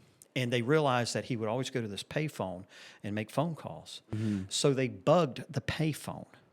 I've heard about They this bugged before. it, right? Now, the payphone was in public, right? It was in the public square. And so there was an argument that it didn't apply. And it was, the Fourth Amendment was based on unreasonable searches and seizure, which generally is like your car, your house, or this and that. And the government said, well, wait a minute now, this unreasonable, this expectation of privacy and really this unreasonable search and seizure doesn't just apply to objects, it applies to people as well. So they ruled in that one that they needed a warrant in order to bug his telephone. A little bit different. It's not quite like just being seen in public. But it was kind of a technology type of case that they said, well, yes, you do have an expectation of privacy and that you do have this unreasonable search and seizure, but it doesn't just apply to places, it applies to people. So fast forward, you have Flock come out, and I believe there is a current case out there now, a federal case out there. I can't recall the name of the case. I believe it's out of Virginia. And it was a group of individuals that sued a particular city over their Flock system. It's either 2 or 3 years ago. And the federal courts ruled that there was no expectation of privacy, and that the Flock camera system was not a continuous monitoring of an individual or of a vehicle. So the courts ruled in favor of the city, and subsequently what happened now, it's on appeal. It's been on appeal for a while. And then just recently, there is a case floating around that I believe folks are trying to tie to the Flock cameras, and it has to do with there was a bank robbery, and some people, they suspected a guy or saw a guy using his phone in a certain area, and so they obtained a warrant for some geofencing. And they got the location of everybody in that area. They started pulling the phone numbers. They ended up identifying a guy, and it ended up connecting him to the bank robbery. And I believe that his defense tried to get the warrant suppressed. And in the end, what they determined is that that law enforcement did need a warrant in order to get that data from the cell phone company, even though this guy was standing in the public, right? He's standing in the public. He had signed an agreement with the carrier that, I consent to whatever you do with the data, but they still ruled that law enforcement needed a warrant in order to get the data. So they're trying to connect this to Flock, and so it's going to be interesting to see how this turns out. But just a couple of things on Flock, and the first thing I would say is that there is a ton of misinformation out there about Flock. I've heard everything from facial recognition to it runs your tag in your driver's license, which it does not. It does not do that. It is not a continuous surveillance of anybody. It's going to be interesting to see how the courts look at this as far as what Flock actually is and what it actually does. But again, just a lot of misinformation out there. There is. I've been following quite a few pages, quite a few shows that are talking about it now. They're very misinformed about flock. And may I? Well, Go ahead. well, go ahead. You go ahead. Well, I want to say this too, and law enforcement, and people talk about the surveillance side of it, right? Surveillance, and again, very difficult to surveil somebody only using flock. Very difficult. Well, that's where I was going. It's very difficult. But let me say this, and there's where I'm getting to my point is that law enforcement doesn't use flock for surveillance. They use it to locate, right? And why do we use it to locate? Sorry if I use the word we, but why do we use it to locate? We use it for accountability. And that accountability is the criminal, right? That you're going to be caught. Now, if you want to talk about, and I'll come back if I need to, if you want to talk about cameras that I absolutely oppose, and some people confuse flock with other cameras, right? And I'll give you an example. Red light cameras and speed cameras. I hate them. I hate them with a passion. And let me tell you why. A red light camera and a speed camera monitors your behavior every single time you pass it. It's checking you. I do not agree with that. Think about it. Every time it passes, wondering, are you driving the speed limit? Did you run the red light or did you not run the red light? It's constantly monitoring you. Even though, you pass it, nothing happens, that's a monitor because you didn't commit a crime. Flock doesn't do that. Flock is not monitoring every person that passes the camera. If it's monitoring for... So you're saying that it monitors your behavior? Flock or the red light? The red light. Oh, yeah, absolutely. I believe it monitors your behavior. Think about it. It's watching. You're the first person that's ever admitted it on camera. Yeah, but I adamantly oppose them. Yeah, I adamantly oppose them. That is not the intent. Here's the other thing too. Where's the discretion? Yeah. If you run the red light, you get a ticket. Now you've got a court process, right? But you're not. And we got rid of those because it was like a privacy thing. But there's still some out there that have them. There are still some folks that have red light cameras, speed cameras, for school zones and all that. Oh yeah, we just added those. But I adamantly oppose them. Adamantly oppose them. That's not what I believe you need to be caught. Like you got to get caught doing something wrong. Yes, like, you know what I mean? But should you be monitoring every single person like that? Yeah, no, no. I don't. Now you can say, well, the cop sits on the side of the road. Yeah. Well, he does, but he's not doing that 24 hours a day, 7 days a week. Well, he's not doing it 24 hours, 7 days a week, A, but B, also that's an actual individual that's able to monitor all is going on. But again, you have no discretion. Yeah, I know. So can you have a discretion with an officer? He sees you run the red light. He stops you. You're clearly guilty. Well, it happened to me not too long ago. I'll tell you a funny story. But I ran a red light. Well, hold on. I didn't run a red light. Yeah, you did.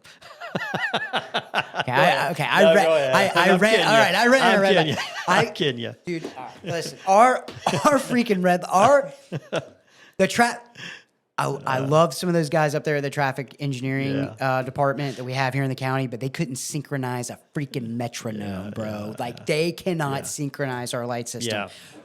Yeah. It'll be 4 a.m. in the morning. I will hit every red light going down 23rd Street. This happens. Yeah. I drive out to the conservation park every once in a while. I'll go for rucks with a couple of my buddies. And I'll be driving out there, and I'll hit. There's nobody on the road. There's nobody at the intersections. I'm getting like a red light every single time, and I think it's because I ran 4 of them. Yeah. And so it's trying to catch me. When you were talking about monitoring your behavior. Yeah. But again, But anyway, this was one morning. It happened. I think it was about 2 months ago. I was headed here, and there was a stoplight, and I came up to it, and it turned red. There was no traffic around me. There was no oncoming traffic on the other side. It was a 4-way intersection.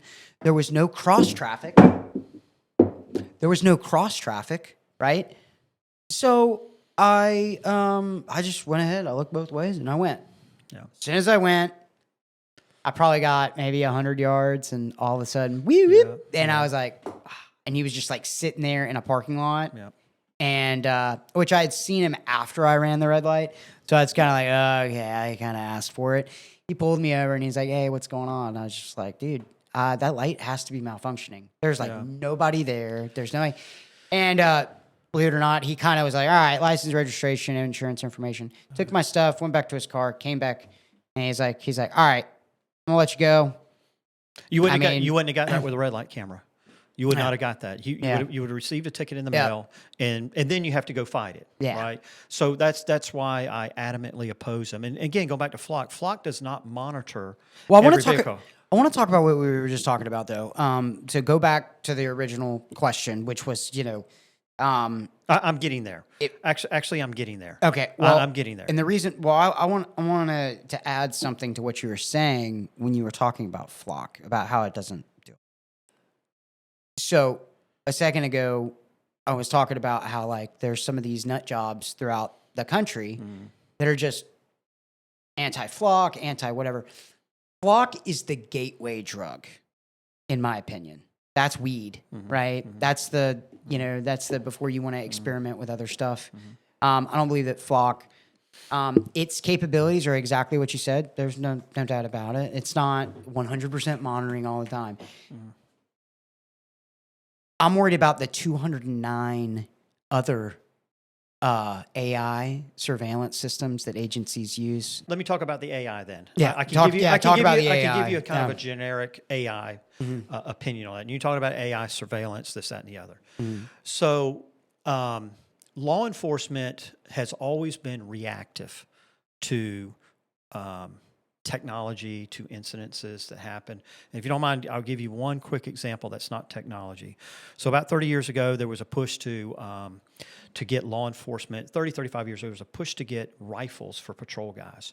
There was a huge uproar about you're going to militarize law enforcement. They don't need this stuff. You're crazy. We don't want this. Yeah, the guys that are shooting at you, we you should don't. just be able to use a sidearm. So They're using Uzis. So there was a bank robbery in Los Angeles. It was well reported.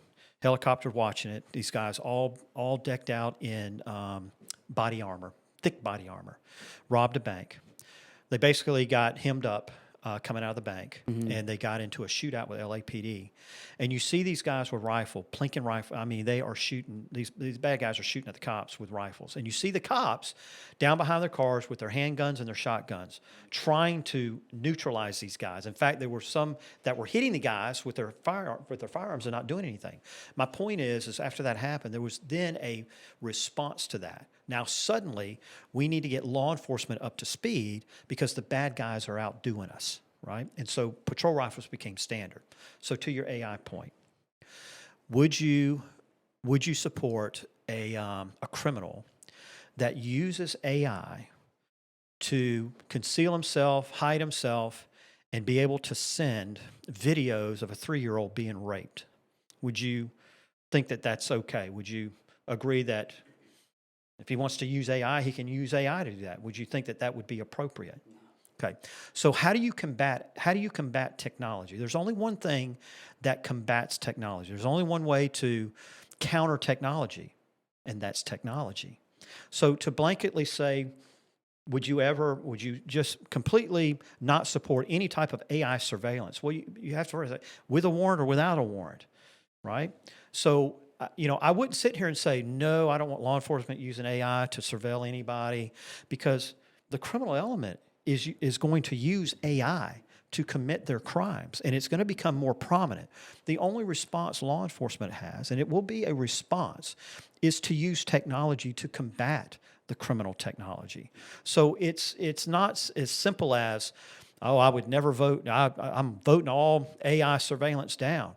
You're almost advocating, in some respect, not saying completely, you almost start advocating for the criminal to say, use your AI, use all the technology you want. You don't have to worry about law enforcement because they're not going to use any AI technology. You're not going to get any assistance from them. Yeah. They're going to have to stay old school. They're going to have to stay behind the time, and you can go do what you want. So, again, people don't look at the totality of the circumstances. This is not just about, everybody wants to look at it. Yeah, it's not just about cars on roads. This is also going on into the internet. And it's not all about you, right? Because and people will say, well, that's a terrible way to look at things. But honestly, I absolutely agree that law enforcement should not just have complete unfettered ability to do whatever they want to, surveil everybody they want to, and to do everything. And they need to stay in their lane. The Patriot Act's a great example. A Patriot Act or the which one? The FISA, the Foreign Intelligence, Yeah. right? Uh-huh. I absolutely agree with FISA. Here's the problem: is when law enforcement says, "Well, this is with Foreign Intelligence Surveillance Act," then it should be for Foreign Intelligence Surveillance Act, right? It should not say, "Well, hey, there's a piece here that we could use on citizens, maybe for dealing drugs or whatever," right? That wasn't the intent, right? Now you're outside of your lane. I don't agree with that. If Congress gives you the ability, gives you tools, stay within the toolbox. Don't go outside the toolbox. If it's for foreign intelligence, that's what it needs to be for. It should not be for other things. But there has to be accountability with that. Right? Well, so I like to look at the most simple answer, and I know a lot of people disagree with this and they roll their eyes and they look the other way, but it's kind of like, do innocent people care about being investigated? I think they do. Really? I think they do. If they know it's something that obviously is totally wrong. Now, if you're talking about, do I worry Well, about? let's just talk about a normal thing. If like, No, if you're at your house and law enforcement shows up, it doesn't matter what agency, it could be the FBI, it could be wherever, and they show up and they say, "We're investigating you for illegal stock trading," Yeah, and you're like, which will never happen. Yeah. By the way, well, it'll never happen. But someone that's never done illegal stock trading, what do you think they say? They're not part of it at all. What do you think they say? Oh, okay. Well, yeah, whatever. To see these people go to these city hall meetings or go to the Capitol and they're raising their arms and flailing around like a bunch of pigeons, talking about how Flock is just like this evil, whatever. Right. So I get, well, I don't want to be monitored, right? Nobody wants to be monitored, but these same people, I just made this talking point on my morning show. There was a girl, she's a local influencer here in the area. She owns a couple businesses. She puts out this huge thing on Flock last Friday. 10 a.m. it comes out. She says, Flock is it's a total overreach of my privacy. Government has no business being here, blah, blah, blah. And she lines all this stuff out. It's like a 1,500 word essay that she had Grok or ChatGPT write up. That was put out at 10 a.m. At 1 o'clock p.m., same day, I was scrolling, and she took a picture of where she ate for lunch with 3 of her girlfriends, the food that she ate, right?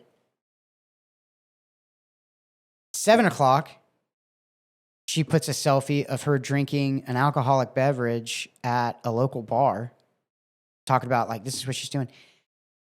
She's got over, like, 6,000 people on her page. Law enforcement doesn't need Flock. I guarantee you she's got law enforcement that's on her Facebook. These same people that make such a big deal about their freaking privacy put their privacy out there in the world voluntarily. Yeah. So I just don't find this argument. You are on a public road, okay? People can video you. I've been videoed in private places. I got videoed in Target a couple of weeks ago. Some lady was like videoing me while I was looking at deodorant, and like craziest thing I've ever seen in my life. But people do that. Like, you don't really have, if you're outside the comfort of your home, you really don't have any privacy. So that leads to my next point about sometimes careful what you wish for, right? And if there is case law that is going to determine that if you're in the public square, you have a right to privacy, if you do. Think about all these folks that go around videotaping folks, and you hear folks go, hey, you can't do that. I don't give you my permission. Yeah. Could it lead to that?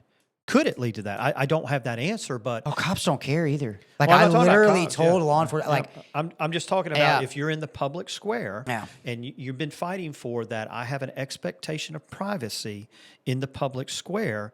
Does that transfer over, not just from law enforcement of the government, but to the private citizen who's now recording in public?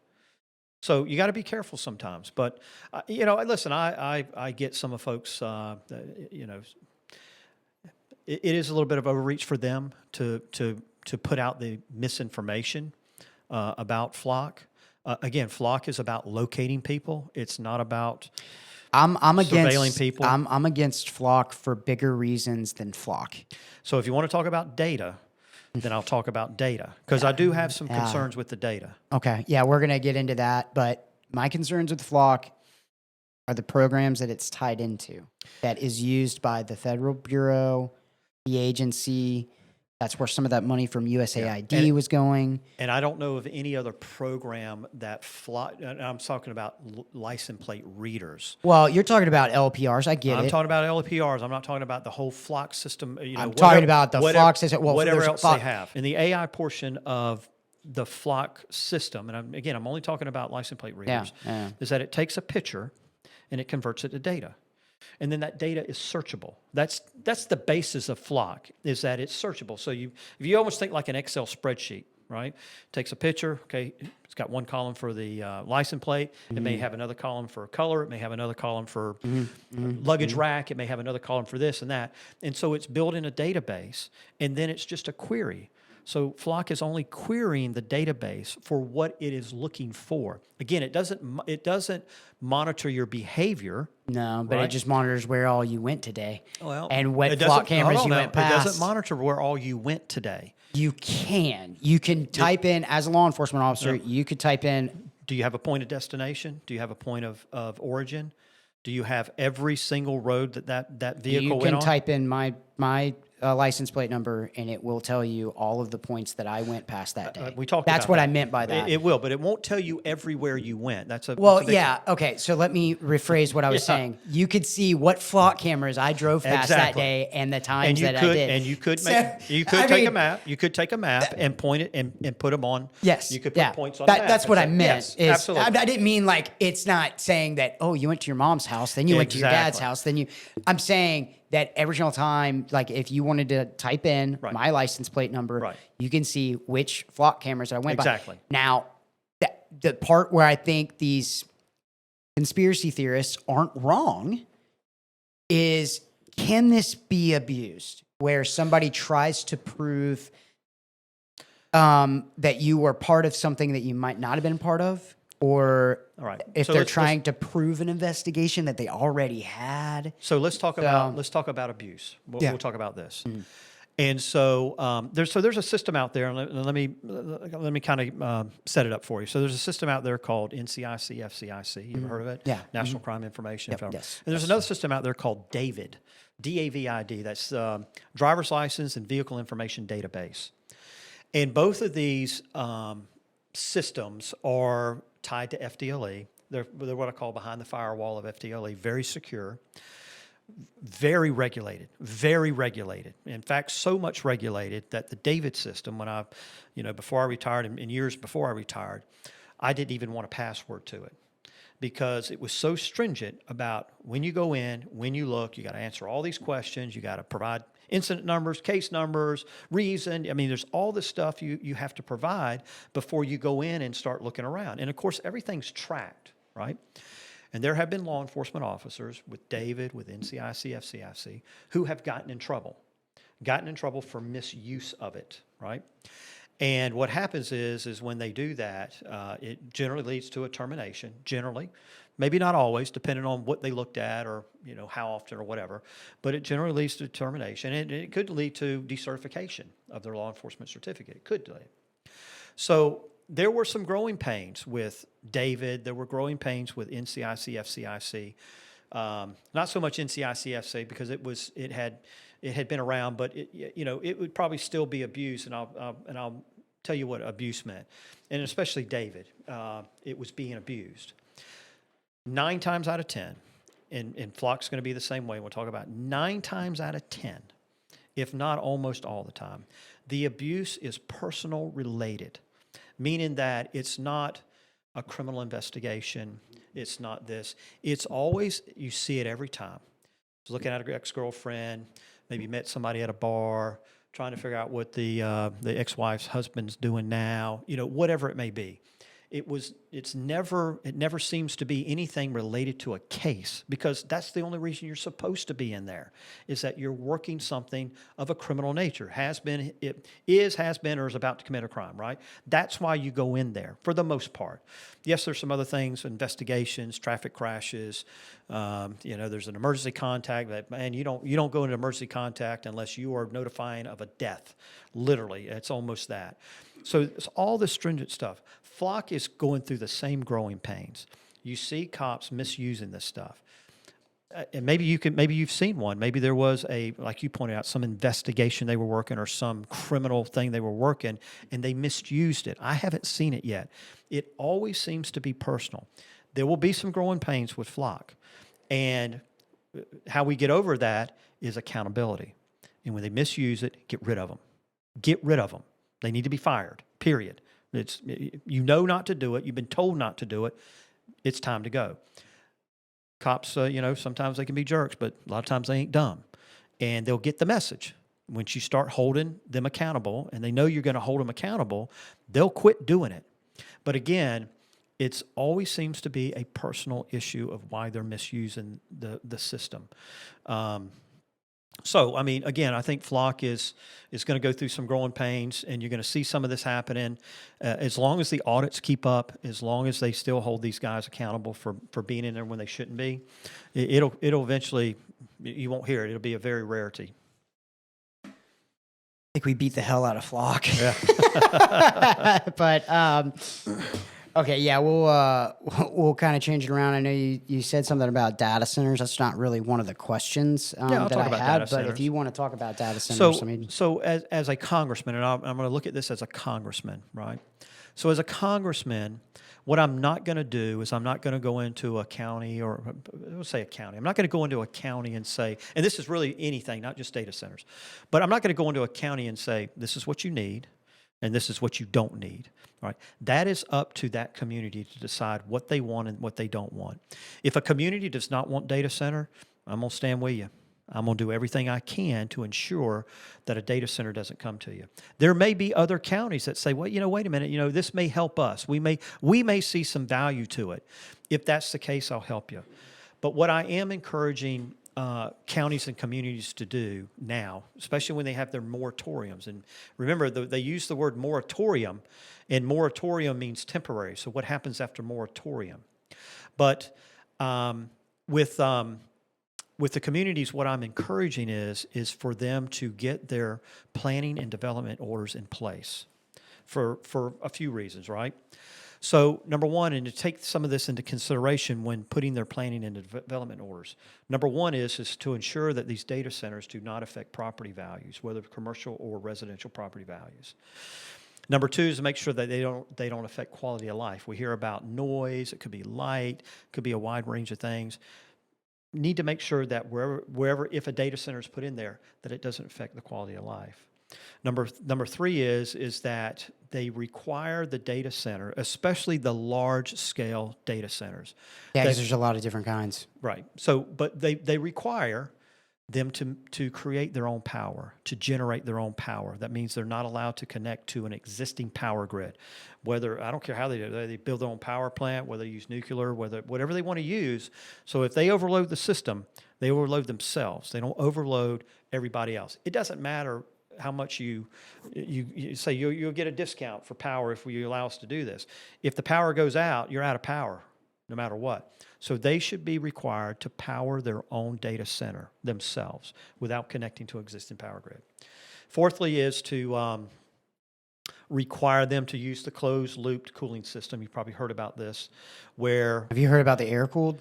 But it doesn't matter if it's air-cooled or... Well, I know, but the air-cooled seems a lot more sufficient to me, and plus it requires it to be smaller. Right. But anyway. But any type of closed-loop system, it can be air conditioning. You're recycling the air or you're recycling the water. What we don't want is they need to be prohibitive from tapping our resources, tapping our groundwater like that. No way should they be sucking out of hundreds of thousands to millions of gallons of water a day to cool them. And they want to do that because it's cheaper.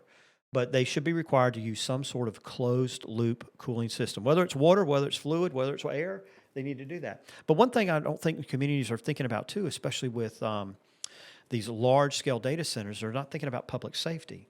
So let's say they build a 100,000 or 120,000 square foot data center, and it's going to be like a warehouse with nothing but computers in it. If you have a large-scale fire there, can your fire department handle a large-scale fire? And if not, if your fire department says, we couldn't handle that, we're going to need maybe another fire station. We're going to need a ladder truck. We're going to need apparatus. We're going to need equipment. We're going to need training. Good. Who's going to cover that cost? And that should be the data center. Yeah. No, I not agree the with local you. community.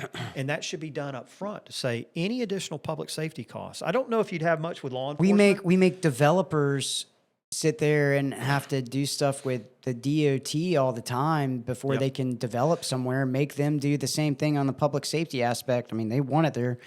But they need to be thinking about public safety as well. Don't let that fall off. They need to talk about it now, especially fire. If you're going to build something large scale, not something like a 1,200 square foot building, Right. but you're going to build something 100 square foot, 100,000 square foot or 150,000 square foot. How are you going to put that thing out if you get a large scale fire? So that's what that's my approach to data centers. I don't sit here. It's really based on the community. What does that community want? And so they are, there will be a problem. I mean, data centers, it's a scary thing. Yeah. It really is. I look at data centers like I do a phone. Yeah. Years ago, I remember when the first, I think it was Nextel. Was it Nextel or Verizon? You're probably the same. How old are you? Yeah, I mean, so I'm 35. But do you remember when the first phone came out with a camera? I remember the first phone that came out with a camera. It was either Verizon or Nextel that came out with a camera. People were losing their minds. They sat there and were talking about how.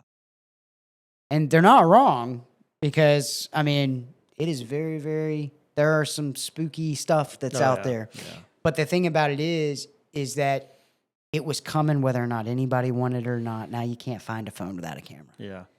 So data centers are kind of like, I look at that, whether or not you want it or not, whether or not you can fight today, you're going to die on that hill. Data center, I believe we have to have them. Mm-hmm. And the reason why is because we need to be able to keep up with the other states that are going to have them. This is going to come down to education, especially when we're talking about memory, the new age of technology and learning and development. It's exceeding. Yep. We have to have them. Yep. It's going to either. And so right now, if you're against data centers, you're against advancements of technology. Mm-hmm. It's okay to say, I don't like how it works for the environment. I don't like how it works for public safety. I don't like how it works for privacy. Whatever the issue may be that you're against it, those are the things to tackle. Tackling not this guy's running for governor, which I like some of his stuff, especially when it comes to privacy. But his, James Fishback, I don't want to reform data centers. I don't want to, they don't need to be, it's like, whoa, hold on, dude. We do not want to start working back towards the wheel and fire. You need to start working towards where we're going to be. Mm-hmm. And if we're going to be able to keep up with technology and the advancement of that technology, we are in a race with China right now when it comes to AI and when it comes to these capabilities. So if right now you're like, I'm against data centers, okay, so you want a country to be able to take us over. Mm-hmm. I mean, that's pretty, that's pretty cut and dry as you possibly can. It's like, well, no, I don't want, well, dude, you can't be for both. You got to be part of this race. I like how you're saying it, though. There's the public aspect. So you're not against data centers. I'm not against them, no. You just think that they should be, and I agree with you 100%. And again, it comes down to the community. Not every community, it may not fit every community, right? And if it doesn't fit it, I get it. I'll help you keep them out. But there are some communities I'll say, you know what, this may work for us. And if it'll work for you, if you think it'll work for you, if you think it's beneficial for your community, your county, I'll help you get a data center. It will create jobs. It will. Now, it's not going to create them to the aspect. I get it. Yeah. But what you're saying right now is if I create a data center that's going to be 6 football fields long, okay, and now you just said, hey, we need a new fire department, that just created jobs. True.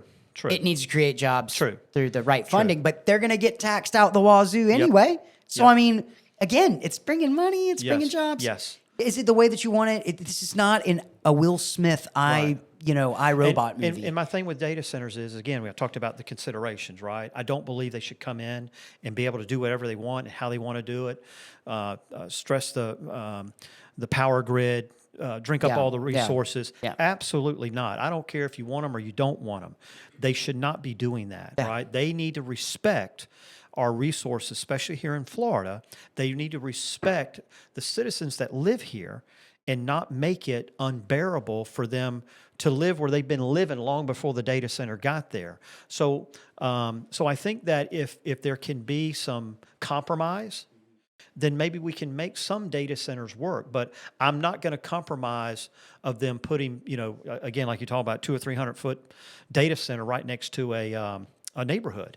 That's just not appropriate. It's not appropriate. And I think that people should speak out and tell how they feel about it. So I'm going to go ahead. We got 4 questions left, and then I'll be quick. Yeah. All right. Let's talk about shutdowns. I say military shutdowns, even though the military doesn't shut down, but the government shutdowns. Yeah, government shutdowns. So I'm going to say this. I served on active duty. I remember living paycheck to paycheck as a junior enlisted service member. During government shutdowns, military pay became uncertain. There was even a period when death gratuity benefits for families of fallen service members that I knew of personally were delayed.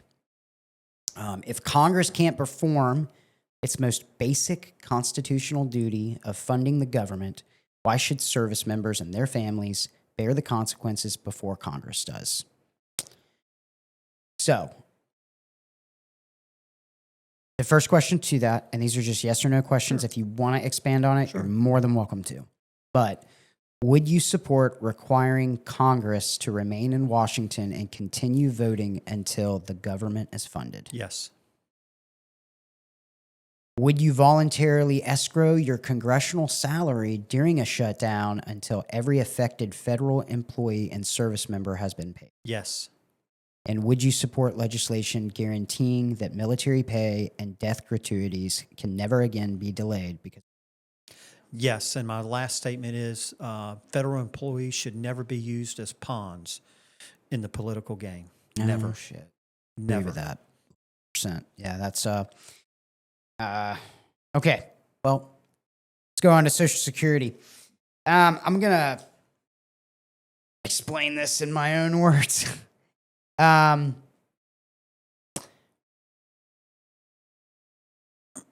look at Social Security as a Ponzi scheme because today's workers are paying today's retirees, and worry younger Americans are being asked to fund a system they may never fully benefit from. I understand why many older Americans feel differently because they paid into a system for decades and expected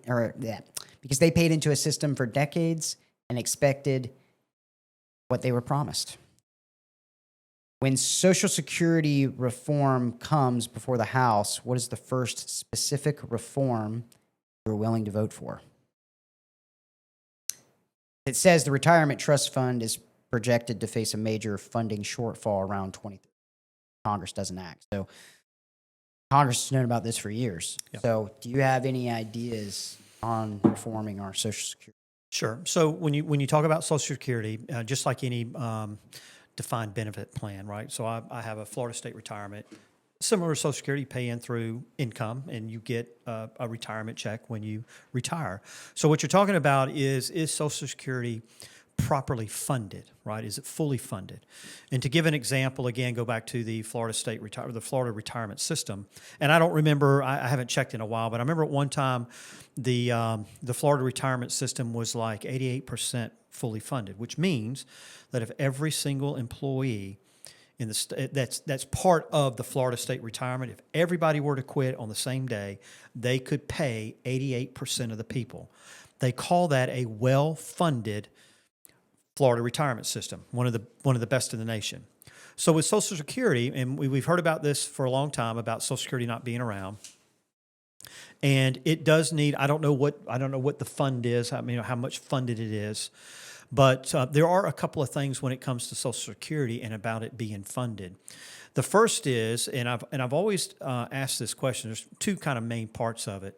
The first is the waste and fraud. right? We have to get the waste and fraud out of there. We got to get the illegals off of it. We got to get people that are being given Social Security and maybe even given higher portions of Social Security when they really haven't paid into it. We need to make sure that the waste and fraud is taken care of. The second thing is when it comes to the funding part of it. I've often asked this question. We had Doge come in, and Doge did all these different agencies, and they have saved billions of dollars. So my question is because I don't know the answer, where is that money? What's the savings? How does that help me? Could they take savings and help fund Social Security? And I think Congress can. Now, that's not the way Social Security is funded. It's funded through salaries. But there should be a way, if we have some savings, to make sure that Social Security is fully funded. But we've got to get rid of the waste and fraud. If you don't get rid of the waste and fraud, then all you're doing is pouring water into a bucket that's got a hole in it, and it's never going to get funded. So if I went to Congress, the first thing I would do is I would make sure that there is federal legislation, that there is consistent and constant oversight of the Social Security program. Number two, that the government doesn't take money out of Social Security, that they leave it, because me, you, or whoever else has put money into this thing, it should stay there. And number three, if we do have a savings, if there's ways that we can help fund Social Security, then we should make sure that funding is in there.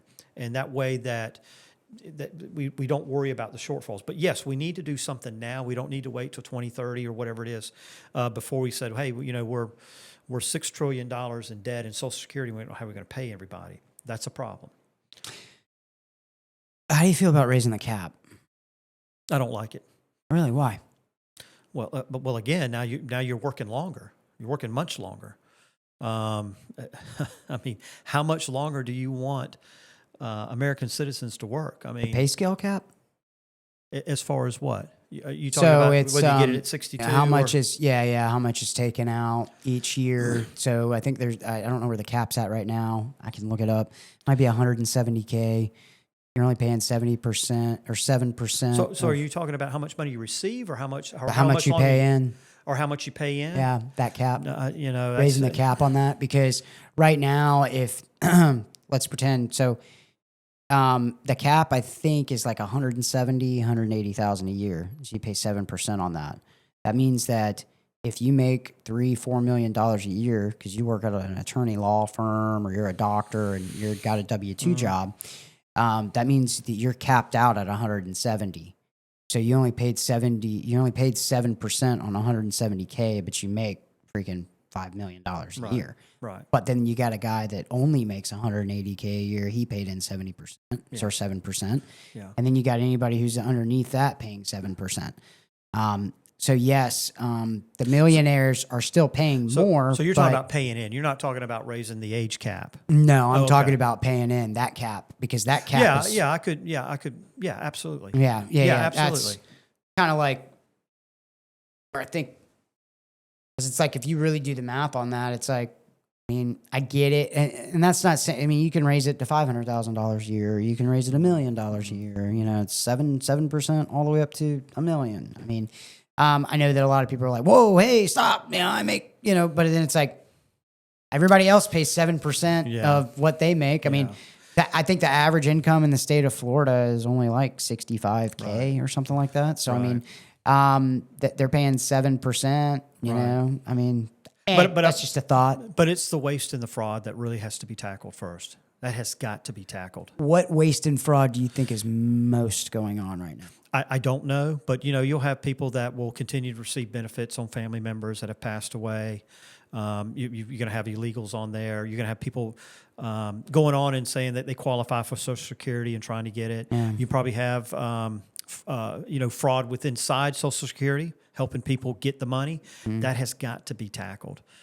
First and foremost. Yeah. And then, whatever else to help fund it, I would be fully in support of. I don't want to see it raised on the average American. And I don't want to see the age to retirement to be lifted as well. If anything, it should be reduced, but it's not.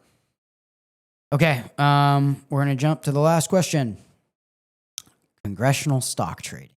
No. period. It is wrong in so many ways. Do you think it I should will pass not- on to spouses and like immediate family? Absolutely. Yeah. Your spouse and your children. It'd almost be like working for the Florida Lottery. So, if you work for the Florida Lottery, you or your immediate family members cannot play. And so it should be exactly the same. Absolutely. And sure, I know somebody will somehow get around it. But this whole insider trading stuff, and I know people say, well, it's not really illegal for them. It is wrong in so many ways. I will not own any stock. And like I said, I've already, I told people even before I signed the term limit agreement that 6 to 8 years, that's it. I'm not going to be 70, 75. I'm 59. I'm not going to be 70, 75 in Congress. I'm just not. So I want to go. I want to be a good American. I want to go to Congress. I want to do the right thing. I want to see that our values are in place. I talked about our family Christian values, our constitutional values, our capitalist values, and our constitutional republic values. I want to make sure that those stay in place, that they are a priority. We get rid of this socialism. We get rid of this communism, this woke ideology stuff that's in the radical Islamic religion, that we get this out of our culture and we get America back to where we were founded. I mean, we have lasted 250 years, probably somewhat unprecedented in a lot of sense. And so that's what I want to do to Congress, and I want to come back and be a good citizen. Yeah. That's what I want to do. I mean, right now I'm not a politician. I'm not a political insider. I'm not an attorney. I've been a public servant for 40 years, and I want to continue to serve in that capacity. And I've served the public in District 2, from Walton County to Taylor County, and a little bit of Lafayette County. But I just want to be a good public servant. Yes, that's what I'm here about. I'm not here to get rich. It's not my thing. It's not my lifestyle. So I want to do what's right. And that comes from, 40 years in public service and being in law enforcement. It's just about, you do what's right. That's what matters. And I think that's what people want. They just want you to do the right thing. And so that's me. That's who I am. I think it's really, really funny when people talk about like congressmen going to go rich, going like they're specifically running to go get rich, because we've seen it happen. I know, but I can think of a million ways that is easier. Oh yeah, yeah. And it seems like in today's day and age with social media and stuff like that, it's very easy for you to be scrutinized, and people are going to shove a freaking magnifying glass on you and watch you for 4 years. And who has more experience in this race than me with the magnifying glass? Yeah. Right? That's all I've been. Accountability has been a part of my life for 40 years. Being held to a higher standard has been a part of my life for 40 years. So I'm used to it. My life, my lifestyle and who I am is not going to change. I'm not a young kid, that still got life experiences to learn. I mean, again, I'm 59. It doesn't mean I still don't learn things, right? I do, but my lifestyle is what it is, and it's about doing the right thing. That's true. That is all the questions that I have for you. You're more than welcome to close out. If there's something we didn't go over that you wanted to talk about that we didn't talk about, feel free. So I guess in closing, what I would say is obviously, I'm running for the 2nd Congressional District. I humbly ask for the support of the people of the 2nd Congressional District. Again, I just want to be I want to be a good congressman. I want to do the right thing, and I would hope that people would look at all of us. I always encourage people to check me out. Go to my website, audieforflorida.com. All my positions are on there. We talk about our values page. But I encourage people to check everybody out. My phone number is 850-797-4504. That doesn't bother me. If you need something, call me, text me. I think accessibility by congressmen is important. That's all I've done as well for 40 years, is be accessible to folks. So I think that's very important. People want to hear from their congressmen. But I just humbly ask for the vote of the folks of the 2nd Congressional District. Awesome. Thank you so much for coming on. Appreciate you. I really Thank you appreciate so it. much.